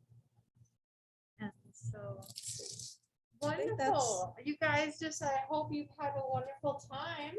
And we've got Hannah Rosner coming up next.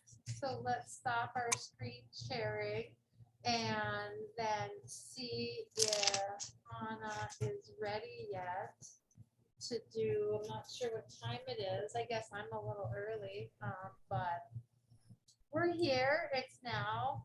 Why You not? could start early if you'd like. One of the things I wanted to say though is that when I do freeform work, I never worry about the whole project. I worry first about the colors, which is what I'm going to talk about, is how to choose colors. And it's really going to be quick and very basic.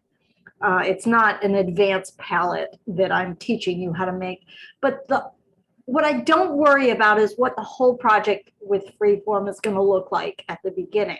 I just make the next choice. So first I pick the color, and then what am I going to do first? And while I'm doing what I'm doing first, then I make the next choice. What am I going to do next? I don't worry about the whole project at once because it's really easy with freeform to get overwhelmed. So just think, what am I going to do next? Don't worry about the whole project. Absolutely. Very good. Very good advice. So we could start early, and this is going to be kind of different than the what we've had today, because what I am going to do is I'm going to share my screen, and I'm going to show you a very shortened version and a version that has been focused on beading of what I used to teach college level. So in the next 45 minutes, we're going to do a whole college level class on basic color theory. You guys ready? Go for it. All right.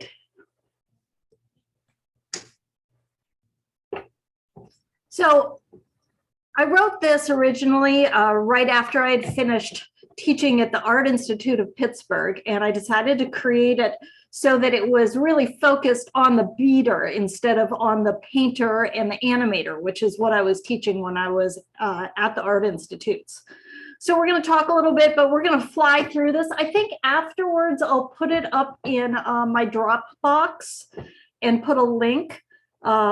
When this whole beading live is over, what we're going to do is we'll post it on the page, right? We post it on the page and on YouTube, right?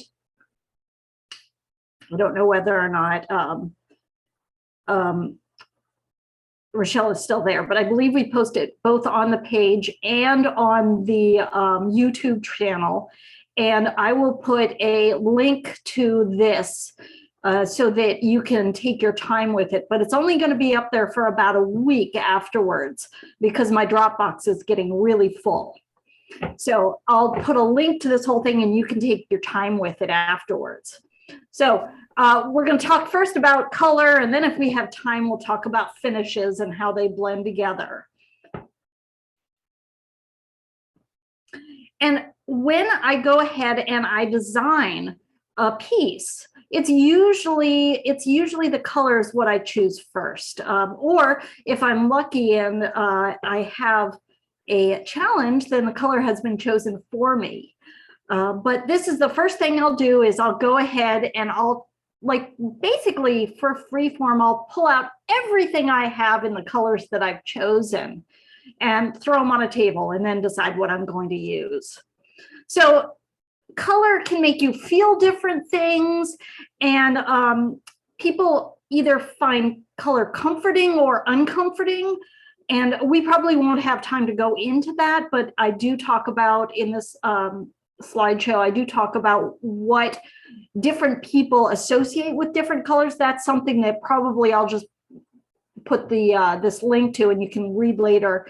But you've got to remember that, you know, we're going really from a Western sense of color. And you know, that's what I grew up. I actually grew up in Minnesota. So I have a Western sense of color. And we are really a lot of times unconscious about this. For instance, if I tell you, I'm going to ask you to unmute yourself and yell this out. When I say to you some color choice, you immediately have a connotation with them, which may or may not be conscious. So if I say to you, orange and black, what's the first thing that comes to mind? Feel free to. Yes, Sharon. Sharon has herself muted, but she had it right. Why don't you mute yourself and say that, Sharon? Can you? Oh no, right, because we have you here. Let's go ahead and see if I can. So see if you can do it now. Oh, Halloween. Yes. So, and then I'm going to mute you again there, Sharon. And then if I say red and green. So you guys probably think Christmas. Now, if you went to the University of Ohio, so it can be regional too. I went to the Ohio State University is where I went to grad school. So if I say gray and scarlet and gray, to me that means something. To you guys, maybe not. So anyway, it depends on culture. It depends on region. So there are a couple of words that are associated with color. Color is not actually a real word. The correct word to use is hue. So it's a red hue or a yellow hue, a green hue. And of course, we've got Roy G. Biv, which you probably know is red, orange, yellow, green, blue, indigo, and violet, which is the real word for purple. You have value, which is how light or dark a color is. Now, you either add white or black, but not gray, because as soon as you add gray, you've changed what's called the saturation of the color. So a really dark red that has black is still highly saturated. But if you add gray to it, it becomes this sort of mauve color that's there. And a low saturation usually conveys a sense of nostalgia or longing. And that's, once again, we're talking about within the Western culture. So if you add things that are muted, that have low saturation, or in other words, have a lot of gray in them, usually your piece will convey some sort of nostalgia. So this is the biology of it. There's basically rods and cones, and rods, there's 125 million of them, and they are sensitive to light, but mostly color blind. That means that you can see dark and light, but you can't see color, hue. And the color detectors are the cones. Those are what see, and there's a lot less of them. And here's a picture of my old puppy. Unfortunately, she passed away a number of years ago, but people have often asked me in class whether or not it's true that dogs only see the world in black and white. And now they think that is incorrect. They actually can see color. So everybody here sees color differently. And it's not just because we're all looking at a computer screen. My computer screen, by the way, is busted. So the background on this actually to me looks yellow, whereas when I made it, I know it was white. But in addition, our eyes all see different colors and see colors differently. That's why we all have different favorite colors, is because we all process color differently in our brain. And the most common color impairment or color blindness is red and green, and it's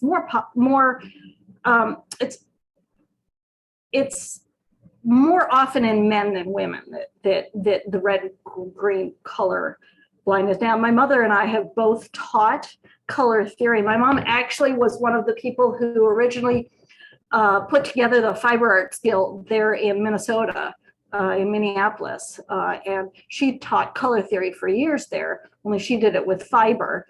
And I taught color theory at the Art Institute of Pittsburgh and then the Illinois Institute of Art. And the funny thing is my dad is totally colorblind. So that's kind of, I'm lucky, I think. I don't know if it's passed down or not. Now, let's talk about the color wheel.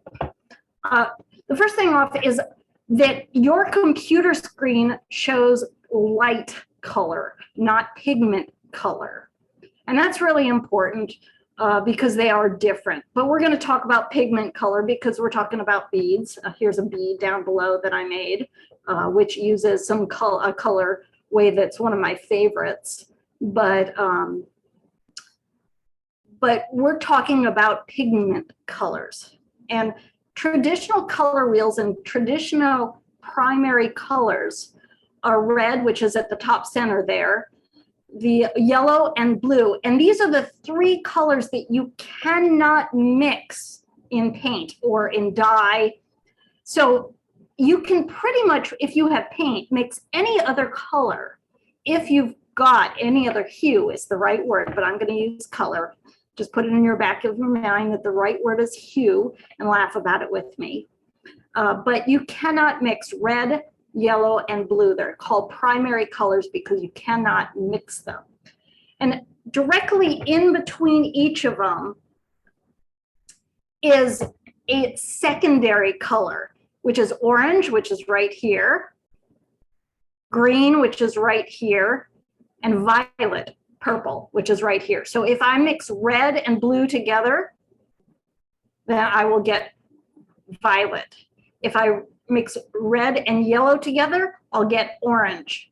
If I mix yellow and blue together, I'll get green. And those are considered secondary colors because you go ahead and you can mix two primaries. Now the bead below, I've used all secondary colors. So the orange, the purple, and the green. It's one of my favorite palettes is just to use these secondary colors.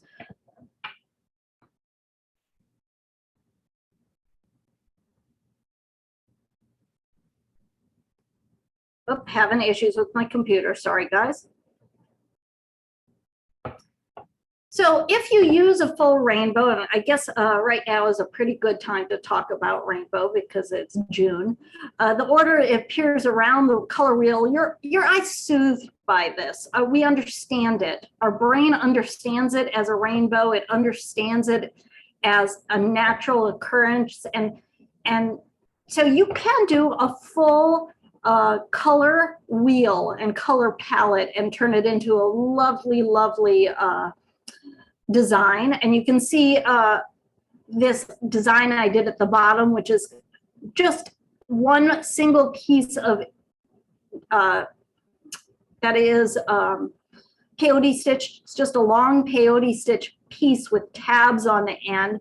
And you can see it that I've used the color wheel and I've just gone, I haven't used the whole thing because I don't have a lot of yellow and orange beads in my stock. It's just a personal thing. But I went and I used most of that color wheel and just went from one to the other, and our eyes kind of soothe, we understand it. So a rainbow color, people understand. Now the easiest way to start is either with the rainbow or with a monochromatic color wheel. or a monochromatic design. And monochromatic means mono is obviously single, so a single color. And when I do a single color, I have a tendency to really just use that color. I use all kinds of different saturations of them. So I'll use, and I'll use different values. Remember, value is white or black, and saturation is you've added gray. So when I made that red piece, it's got a little handmade, can you see that little handmade, I think that's seahorse that I did. This was years ago, but I basically just grabbed every single red bead I could get my hands on, stuck them in a pile, and freeform fringed the heck out of this. That was all basically freeform fringe. And this one, I think I did this piece probably 25 years ago. So that was pretty much every red bead I had. But when I do monochromatic pieces, I also tend to add either silver, gold, or copper. So they're not totally monochromatic, but they still read. I think that red one has gold in it. Can you see that? And the one on the right is the same way. I just grabbed every purple bead I could get my hands on and just beaded away. The center piece is a lampwork piece that I did that has gold foil on it. And since it had gold foil on it, I added gold in. So if you're super stuck on a palette, go ahead and make a monochromatic. They work out great. So I did say earlier that sometimes what I'll do is I'll go ahead and add different values to it, but I also sometimes will add pure black and pure white, and it is still considered a monochromatic design. So this one is a DNA spiral, which is a monochromatic lavender design that I did, and I added a lot of white pearls just because I didn't have enough of just the lavender. So I decided, and I think that one also has silver in it also. So monochromatic, super easy. You just pick your favorite color, you grab every single bead and you go to town.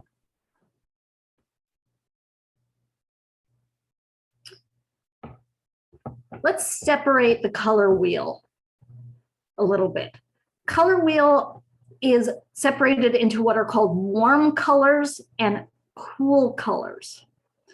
And warm colors are what we're going to talk about first. They have a tendency to come forward in a design. Our eye sees warm colors the most easily. They really do. People are drawn to them. They see them right away. And they also can really, they are affected by them. So the red purple that is up at the top here, I'll go ahead. Can you see what I'm looking at here? This red purple is the beginning of the warm color, and it goes all the way there to the yellows. So this warm purple, this red purple, is the purple and the red mixed together. It becomes what's called a tertiary color. A primary and a secondary together become a tertiary. And you always say the name of the primary first. So this is reddish orange. This one is yellow orange. But these guys come forward in a design. That's the reason that a stop sign is red, is because our eye sees it. And a yield sign is orange. Our eye sees it, we notice it, we're drawn to it right away. And this is all biology. It's because 2/3 of the cones process the longer light wavelengths, which are the reds, oranges, and yellows.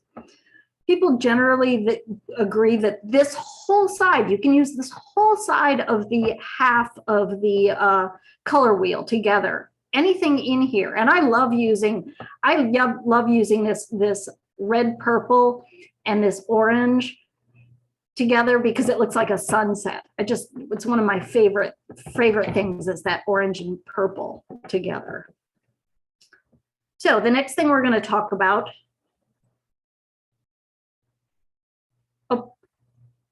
I realized here's a picture of some warm colors I've put together. I've forgotten that so this one, I don't use a lot of warm colors. I'm really more drawn to the cool colors, which we'll talk about next, but here's a piece that's warm colors. It's got some browns, but it's got a lot of red and orange in it.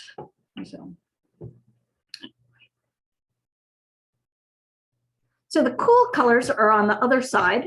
You probably saw that coming, and they range from the violet or purple through the blue and green range. And once again, if you put the cool colors together, a lot of times people call those jewel tones.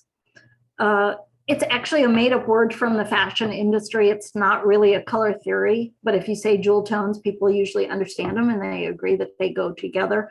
What I have found is that people love these jewel tones together. If you make a palette that's purple and blue and green, especially if it's a deep, rich green, and put it up for sale, they're the first things a lot of times to go. So if you are making stuff to sell, cool colors are a great bet. They are psychologically more calming. And that's an interesting thing because say this color right here, this yellow or green, remember you always say the primary color first. A lot of times, I think especially in the 70s, those were used in psych wards to calm people down. And it's because you actually have a physical reaction to that. So putting those cool colors together is a sure bet. So if you're thinking about what to make for an art fair, put the warm colors together. They'll go together. Put the cool colors together. They'll go together. It's a great way to easily make a colorway. And I'm actually in the middle of making a kit right now that's got the purple, blue, and green. And so it's a kit for the Hydrangea Pendant that we did. Did we do that last month? I think it was last month we did that. So once again, I use a lot of cool colors in my pieces. And this piece, when I wrote this, was a long time ago, but this piece sold. You can see that I've got that teal. It's actually a blue-green color. And then I've got the purple and the blue. And that one sold right away. So once again, if you were making things to sell, using cool colors together is just a really easy way. And it's to go ahead and make a palette that you know will sell. Here's another one that uses the teal and the blue and the purple together.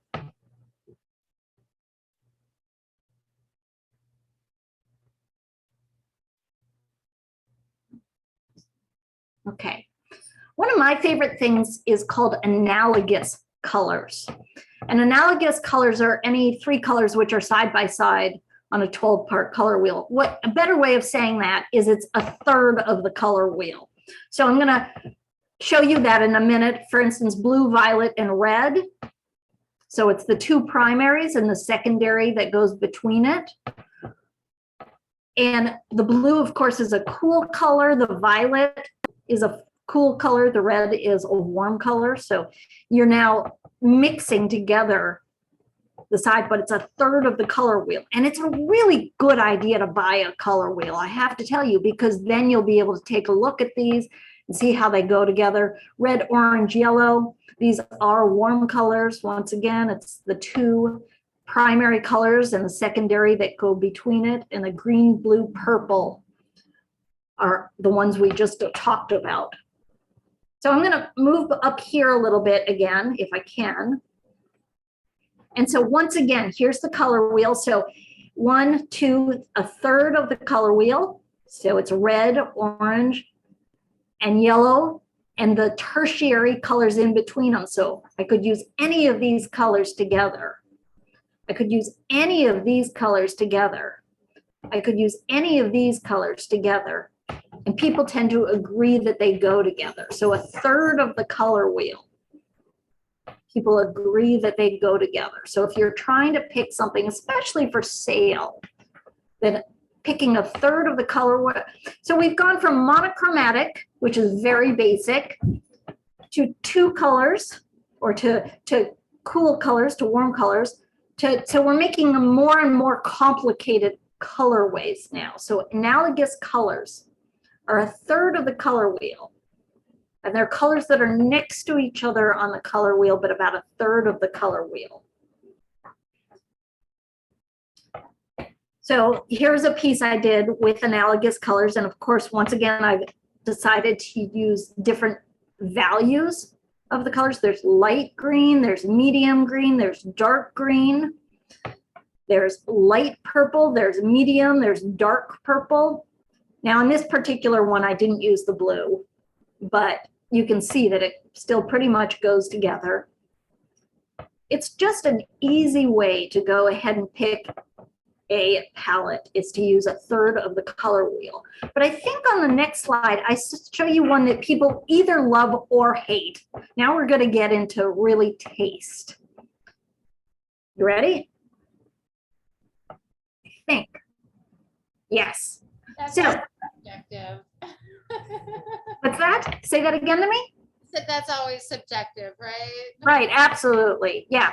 So up until now, we've got stuff that most people agree. If they look at the colors together, they agree they go together. But here I've got a colorway that people either love or hate, and it is analogous. It's a third of the color wheel. It's that orange, the red, and the purple. So the two secondaries and the primary that goes in between it.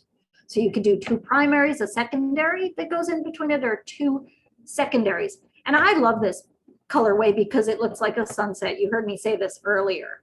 So the orange and the purple and either red or the pink. So this one down here has the oranges, the purples, and the pink. So I've taken the red and I've added white to it. I've changed the value of the red to pink, and I still use it.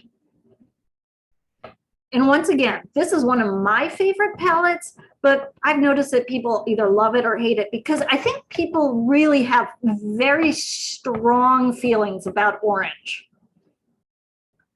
Now, I have pretty strong feelings about wearing orange because it looks awful on my skin. It makes me look very, very ill, and so does yellow.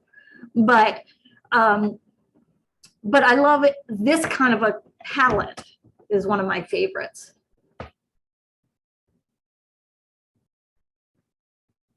Here's another one that people either love or they hate. So it's the yellow green. So you always say the word first, that you always say the primary color first and then the secondary. So that's yellow, green, and orange and yellow. And you can see the piece that I made with it down below. And I really love the way it looks. It looks kind of like spring to me. But it's also kind of fall, you know, the green. I just love this color way. Anyway, but once again, this is a third of the color palette. And this one is one that people feel very strongly about. And once again, I think it's that orange and the yellow that people feel strongly about it. So is there anybody here that loves yellow? Go ahead and raise your hand or say yes, or how about hate yellow? Or you could put it in the chat. Yeah, people feel very strongly about. I hate yellow I don't hate it. hair. I don't really hate it. Yeah, I have a friend who loves it. I It's- don't look good. It's a challenge. Put it that way. It's a it challenge. is. It is. Now, I try to, when I do a booth, I try to make sure I have every color that I possibly can. So I do go out of my way sometimes to make things with yellow is really hard for me. I think I have three yellow beads and in all of my stash, and they're all ones that I ordered from Bobby Beads at like 3 in the morning one day when I couldn't sleep, and I was like, okay, they're having a sale, I'm gonna buy, you know, fill up the rainbow on my beading thing, but they've sat there and I don't know when I'm gonna use them again. Anyway, so but yeah, they are a challenge. Rochelle, have you've used yellow before in the I have. I've used yellow in the one you were talking about, which is the fire agate challenge. We used purple, orange, and yellow. oh, right, absolutely. And then in the, what's it called, Spectrum of Joy palette, where there's so many pinks and oranges and yellows and greens. It's pretty much these three colors you had here, but add fuchsia and coral to that too. Well, that's still, That was 2020. So, but it was a very pretty yellow in that, but in the yellow green to match it. So we balanced it well, I think. and you can see in this piece down below too, that I've got some of those pinks, those peachy pinks too, in that same thing. I've sort of, this one was, I want to talk for a second. I'm going to take some time away, and I'm going to talk a little bit about how much I love challenges. The first thing is I don't have to think of the colors a lot of time, and that's really great. But the second thing is this piece was actually a challenge piece. It was a challenge called Use the Muse, and you got to see everything in the kit except for what was called the Muse piece. And that was that centerpiece, which is the copper butterfly. And you didn't have to use anything in the kit that they gave you except for the Muse piece. And I did it 3 times, and I tried to use everything in the kit. So that Muse piece came, and then it had some shiny copper, and it had some green, and it had some orange, and that's what made this whole sort of thing happen. And I really enjoy that. So if you're really stuck on colorways, it's sometimes doing a challenge is a great way to get your muse started. I recommend doing challenges on a regular basis. I try to do at least one a year. Challenges also expand.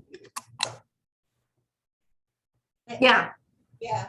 They absolutely expand your repertoire. When the very first the very first challenge I did, because first there were 2 contests and then there was a challenge. The very first challenge I did from Toho would have probably been 2013 or 2014, I can't remember, but it used olive and this raspberry color, and I never would have put them together, and now they're one of my favorites. I love that palette. I did like too. lime and raspberry. Yeah, it was this shiny metallic. Oh, it was fabulous. But I never would have thought of putting them together if I hadn't done them beforehand. So complementary colors are colors that are directly across from each other's on the color wheel. So we've got the red and the green, and we've got the blue and the yellow. And a lot of times these are the colors that are actually used on football teams because our eye sees them as the most distinct from one another. So different things like basketball teams and football teams will use complementary colors, but people either love them or hate them. I have a tendency to not love them very much, but they create the maximum contrast and maximum stability. And what that means is that if you look down below at the complementary color of the blue next to the yellow, it has a tendency to look more blue than if you put it with the analogous. That's exactly the same blue in the 2 of them, but one of them has a tendency to look more distinctly blue to you. Yeah. And the problem is if you spread this all over the place, it has a tendency to look gray. So if you were to go ahead and mix all of these colors, if you had perfect pigments and you mixed them all together, all your paints together, you kind of come up with a grayish brown. It's really an awful color. And if you have too much going on in your palette all at once and all mixed together, your eye will see that kind of brownish gray color. So it is important not to just randomly mix stuff all over the place.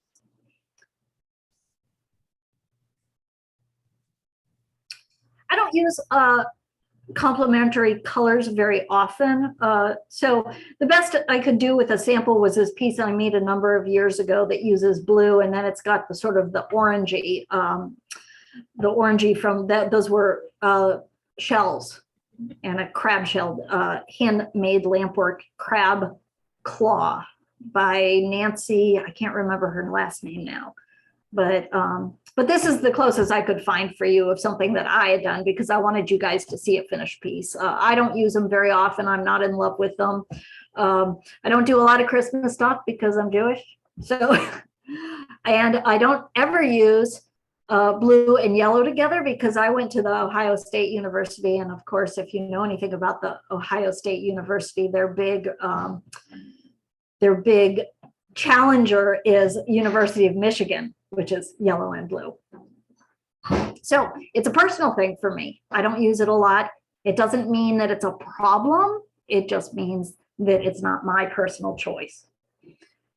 Saturation is, once again, adding gray. So those are what you would refer to as muted tones. And they have a tendency to just give a more old-fashioned, nostalgic kind of look. Think about like those old-fashioned photography pieces that were the brown.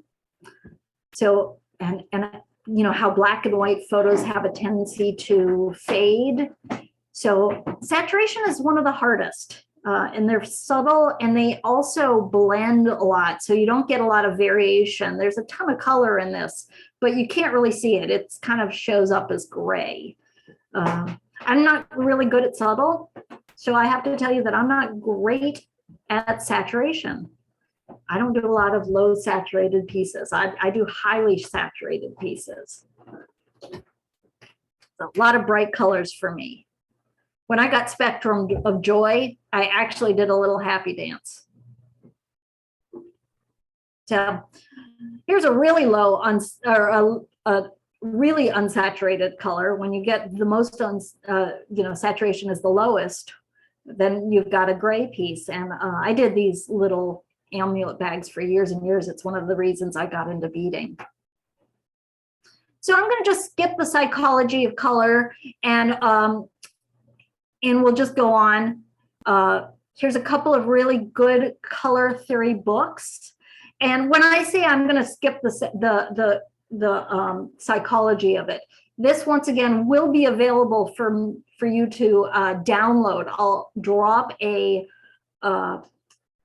link to this from my Dropbox into the chat when we post this on the Facebook page. And that should happen. I think it happens right away, doesn't it? Are you here? We're on Facebook right now. So any chats that we put in the Facebook feed stays there forever and ever and ever. Okay, so as soon as I'm done with this, I will go ahead and put a link to this, and then you can go back in and you can download this for yourself, and you can read about the psychology of color. I mean, it's a lot of things that you really kind of know about. For instance, in the 80s, those of us who grew up in the 80s, the red we think of as power ties. So red becomes a powerful color. Black, a lot of times people think of as death or night. Dark blue is conservative. So it's stuff that you probably already know, but I'm not going to take a lot of time to talk about it. But here's a couple of really good books on them. The Art of Color by Johannes Itten is the best of all of them, and it's really expensive, but it is the best color theory book that has ever been written, and I believe it's over $100, I think, on Amazon. If someone can take a look real quick and let me know. I'll also put a link to that though in the chat after I'm done here. But it is a wonderful book. So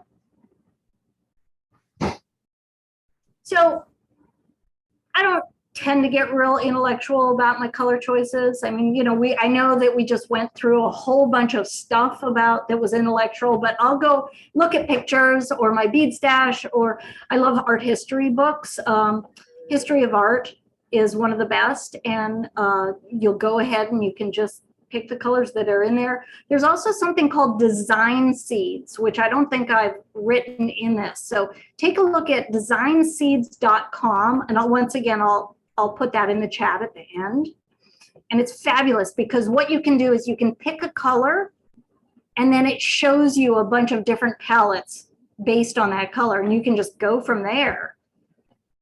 So fashion industry are great. Right now, I don't remember, last year the Pantone every year has colors of the year, and last year it was gray and yellow. And that was really fun for me because, you know, yellow is a challenge, and gray, I've already told you I don't do low saturated stuff. So that was really a challenge for me. This year, does anybody know what the color is this year? It's very Perry. Oh, so it's a very periwinkle color, a periwinkle, like a blue. Yeah, and then they're also doing some of that. It's a combination. There's that minty green that's really popular, and then there is also that weird shade of purple, and then of course the oranges.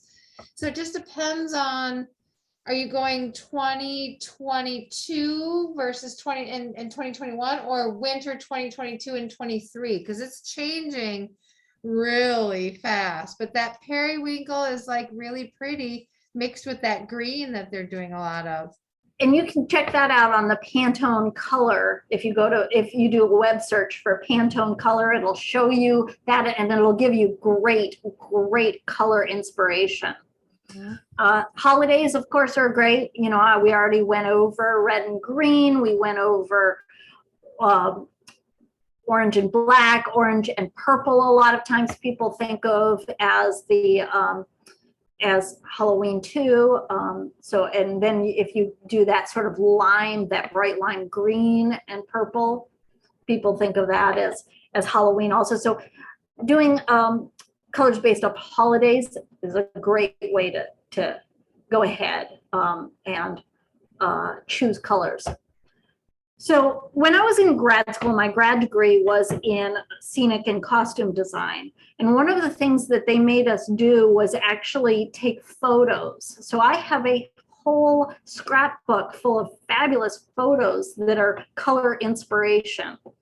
And I found that, and you know, here's one again. Remember, I told you that people either love that purple and orange or they dislike it. But here's where it comes from. And you can see that I use it a lot and I adore it. And once again, these are analogous colors, but going ahead and finding a photo that you love and using that as inspiration is just a wonderful way to choose a color palette. Here's another one. This is the same necklace, by the way. This one right in the center. This one uses check beads. And this one uses icos. And you can see how much more architectural it is. But here's another color palette based off of a photograph. So a photograph is a great way to find a color palette. And you can see that it really gets a very different look depending on what kind of beads you use and what colors. Here's another one. And you can see once again that I use an awful lot of those cool colors. I really enjoy them.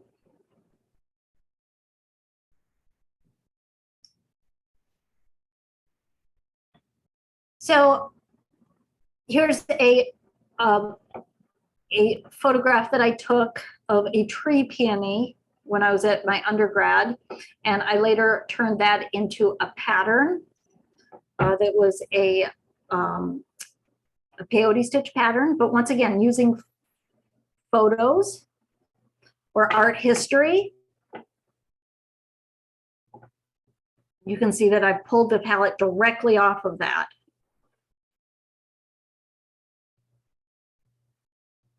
Another one.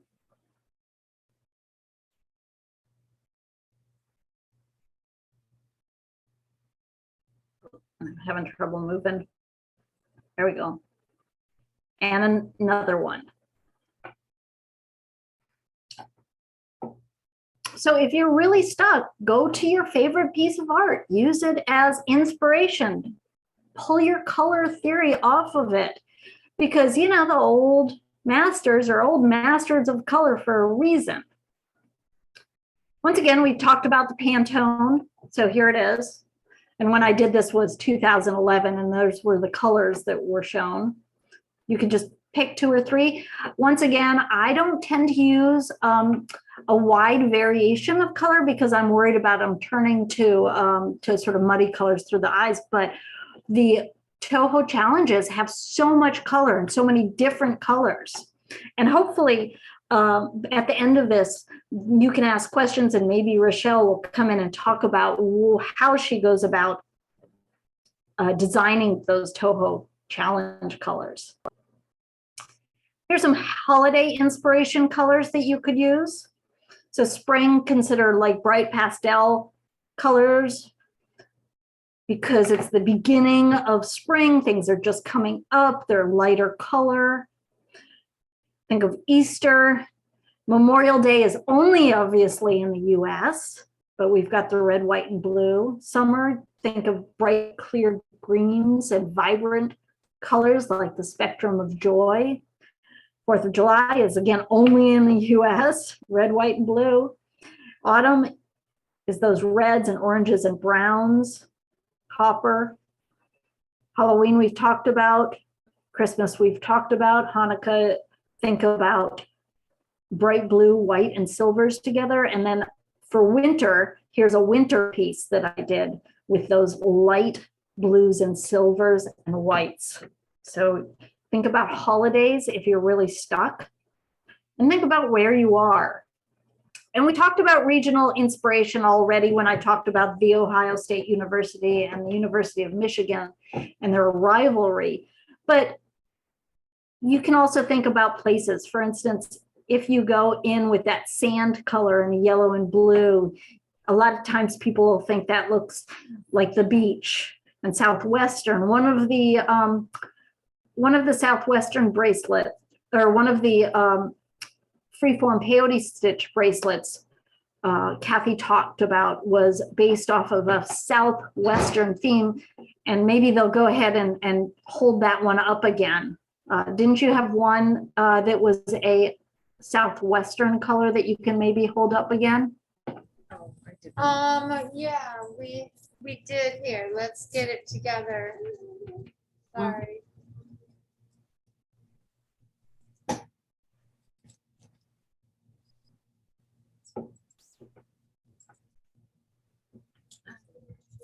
Oh, okay.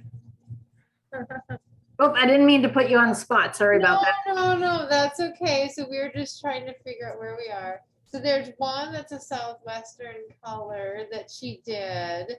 Mhm. And then and it's got those light pales. No, I think Light, and then there's This the is just other red, one. red, red. No, it's the cuff with this one. And it's got the browns and the teals. is everybody seeing that, or should I stop share? Let me know. And so it's just so cool. It's got that reddish, brownish. Mhm. It's a little bit more of a green turquoise than a straight turquoise. So Right. it's but yeah, Cathy's got the same color palettes that you've got. And so she did do the red, all the red monochromatics of the reds. And I'm not sure which is the top or the bottom there.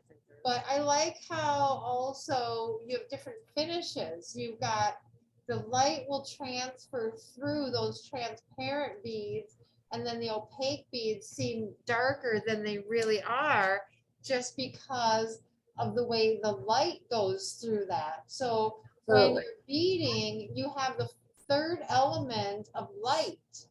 Absolutely.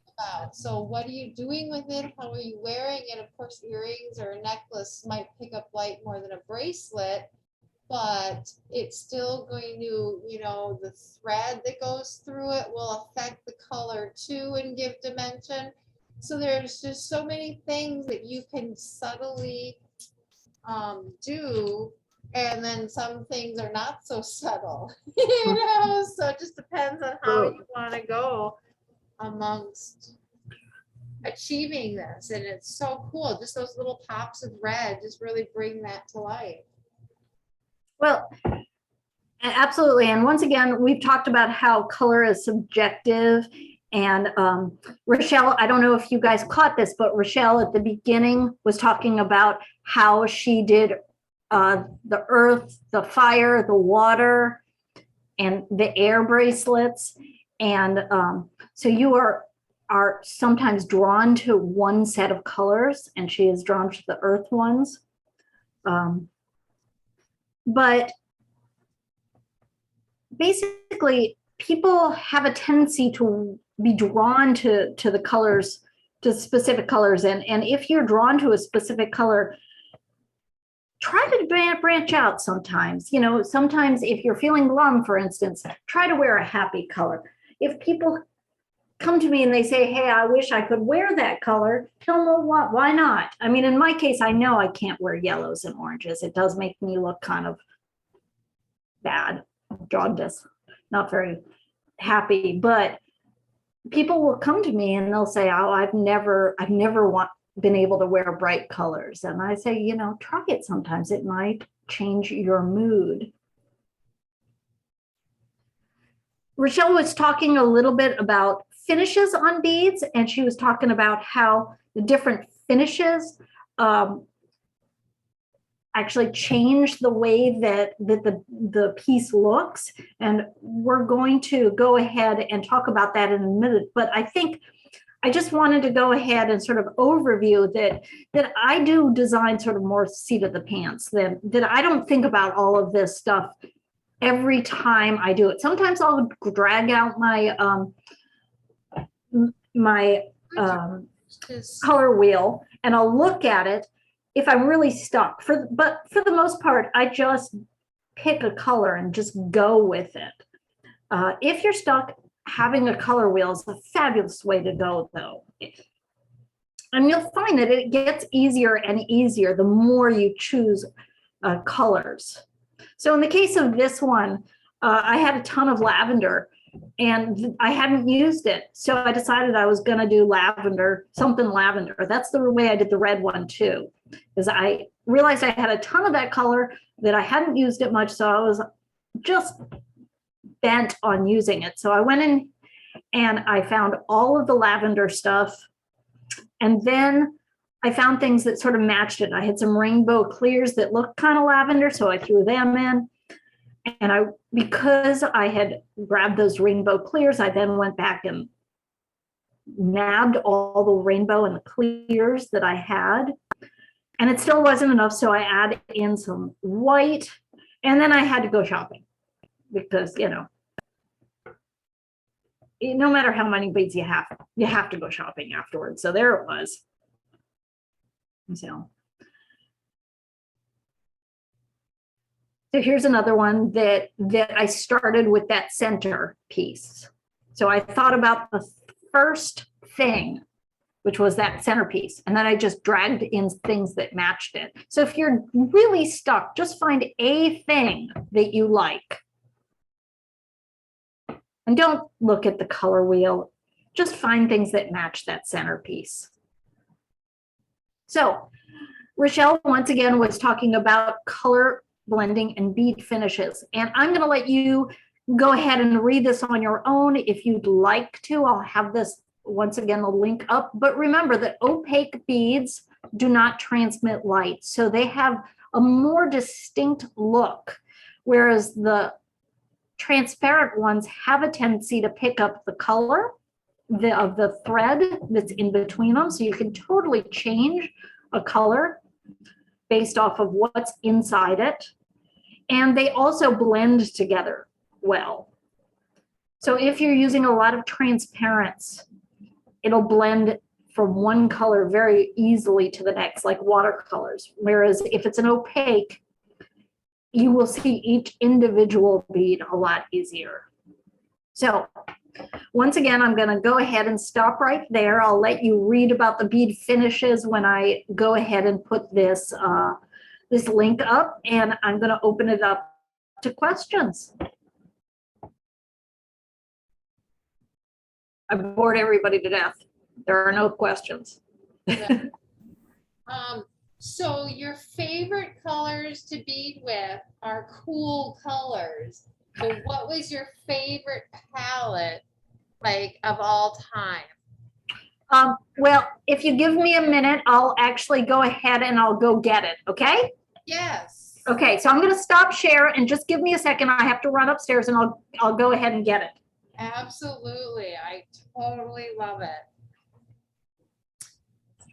And so, yeah, this year's palette for the Toho Challenge that I'm beading with here is called Dawn of a New Day, because it was inspired by the sunsets in the wintertime here in Minnesota with the snow all over the ground. The sunrises and the sunsets are a completely different color. They're much cooler in colors because they vibrate off of the white ground instead of the green grass. So it's just, even the smoke that comes out of the chimneys is that cool, like corally color. There's not much warmth to that coral. So it's really interesting how everything reflects. So, oh my gosh, look at that. So this was, I don't remember what year this was, but the colors were the teal, and it had some bronze, and it had a lot of purple. So it was the green and purple. Yeah, that one. I never finished that one either. I've got 3/4 of it done. But that was about 6 years ago, I think. Right, exactly. But this one, once again, it was that teal and the purple that you saw a whole ton of my work done in. The only difference with this one is this one also had the bronze added into it. So it had a little variation. 221, my favorite bronze bead. I love that color. I absolutely do. But you can see that it's got the teal, it's got the purple. We use a lot of rainbow irises in that. And so Yeah. matte rainbow iris and shiny rainbow iris, but yet there's not much transparent. They're very metallic. No, I don't think there's, I mean, I think that, I don't think any of them were, there's a, up here, there's a tile bead that's a red violet. It's a red violet tila that I think is lustered, but it is a transparent, but you know, that was, I think, the only one. This is a little dusty. So that was my first favorite. And then this one was my second favorite. Oh, nice. Because I never, ever, I think this was right after the, after those what were they called? Semi-gloss. Glazed. Yeah, semi-glazed beads came out. And so this one, using that green with the turquoise, I never would have put them together, and I love it so much. So this one was another of my favorites because it was just so unusual for me that it was fun to see it progress. So this one has a little, that's hard to see, I know, but that was a fossil coral at the top. And so this one was really fun for me. Right, and those are all semi-matte beads, right? Right. Well, actually, I think these guys right here, you see these, are these bricks? These are two-hole bricks. Those are shiny, yep. Yeah, those were shiny, and I think all of the rest were matte. Yeah, all the rest. Oh, here's some triangles too that were shiny. Yep. But that was it. All the rest of them were matte with a semi-gloss. Changes the color. It makes that a little bit more vibrant just because of the shine. Right.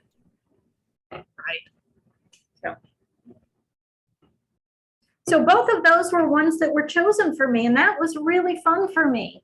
You know, this one was colors that I would use, and I was comfortable. As soon as I opened it, I was like, oh, I'm comfortable with this. And this was colors that I would not have put together, but now that I've seen them together and got a chance to play with them, I really enjoy them, and I use these colors together a lot. So I use these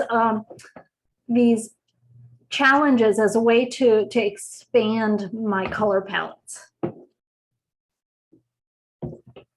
Yeah, it's really great. Anybody else have any other questions? Very informative, Hannah. Thank you. Sure. We were just discussing, I think Kathy and I took the same color theory class the same year at MCAD back in the late 80s from the Oh, how same. fun. Yeah, And she it was our amazing. favorite class. And the hardest. Yeah, very much so. Mhm. It's a challenge. Absolutely. Your newest Toho challenge, you made 3 different pieces of it. Each one of them, it looks like you picked up a different part of that palette to feature on. I did, and I only have a couple of them down here. So the first one is right back here. By the way, this is the before we get into that, this is the necklace that I was talking about with the butterfly. That's beautiful. So that one I still have. And then over here,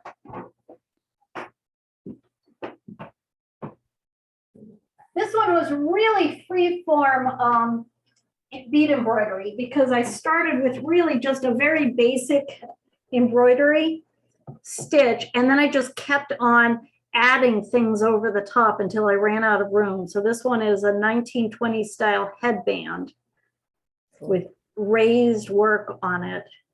It's so beautiful. And you really got the lightness of the palette. Just Right. So this one's very light. I tried to really stick with the palette.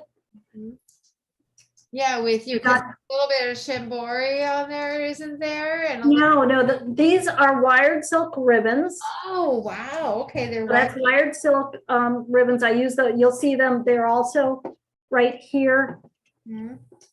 on these. So I use those wired silk ribbons a lot for petals and for leaves.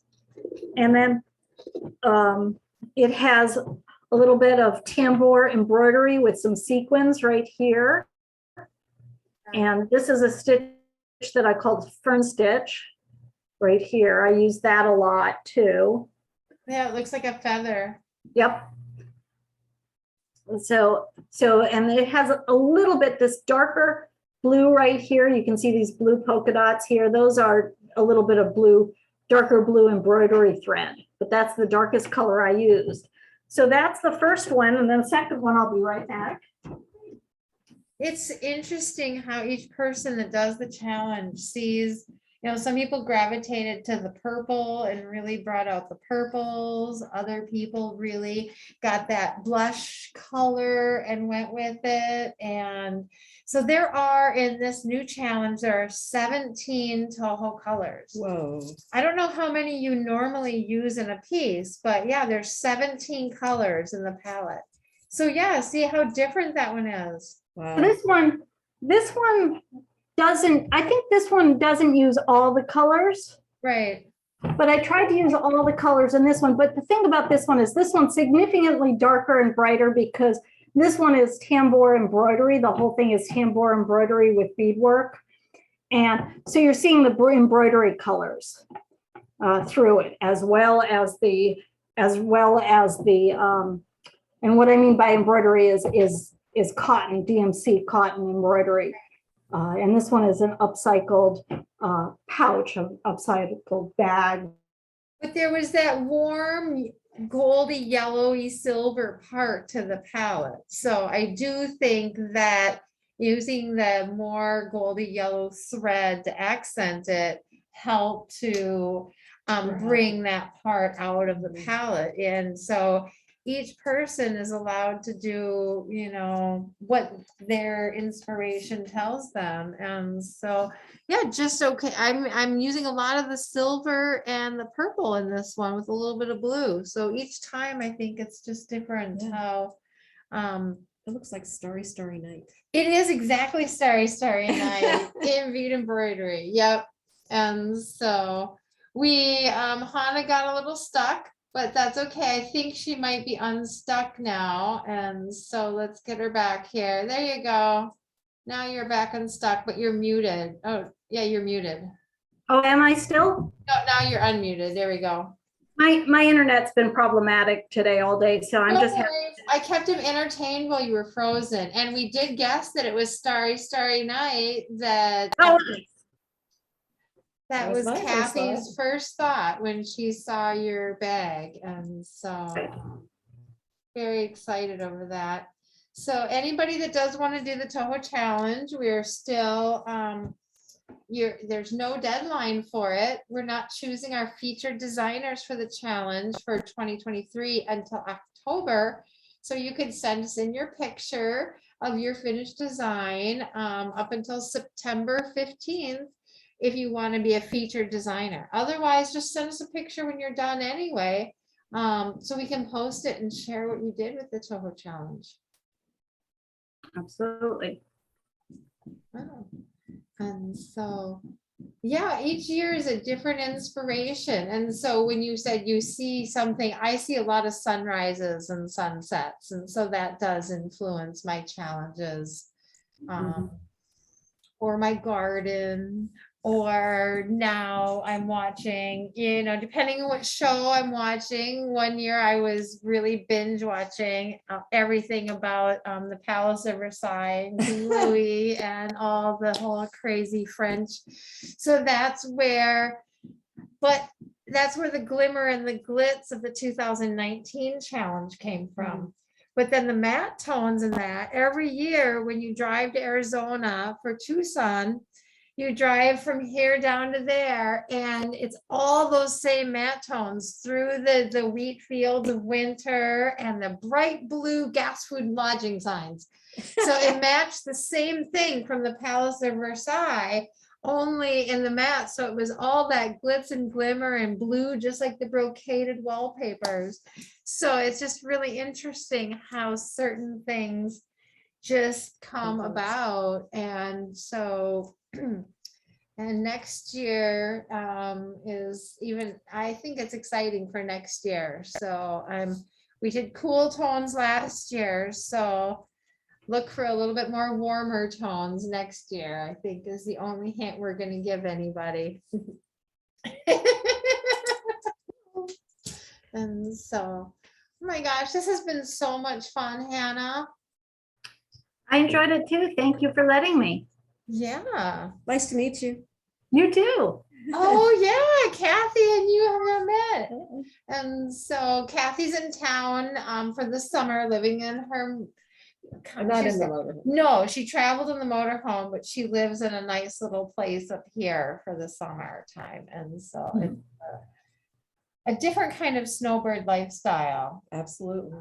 that I'm kind of jealous about in some ways. I think you get to go all over and see everything. So what's your big inspiration on the road when you travel? What do you Staying see? between the lines. Well, but obviously all these things are so. Oh, wow. And so Mountains. the mountains. Yeah. Yeah. Like, all of southern Utah, that sort of gosh. stuff. Yeah. Yeah, that's one palette that I've always thought about for a challenge with all those, the red rocks kind of Oh, thing. the arches, absolutely.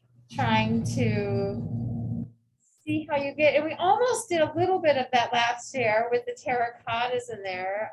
It just depended on what you picked up with it, each person did something different. Do you want to hand me the other piece over there, Becky? That's last year's Toho Challenge.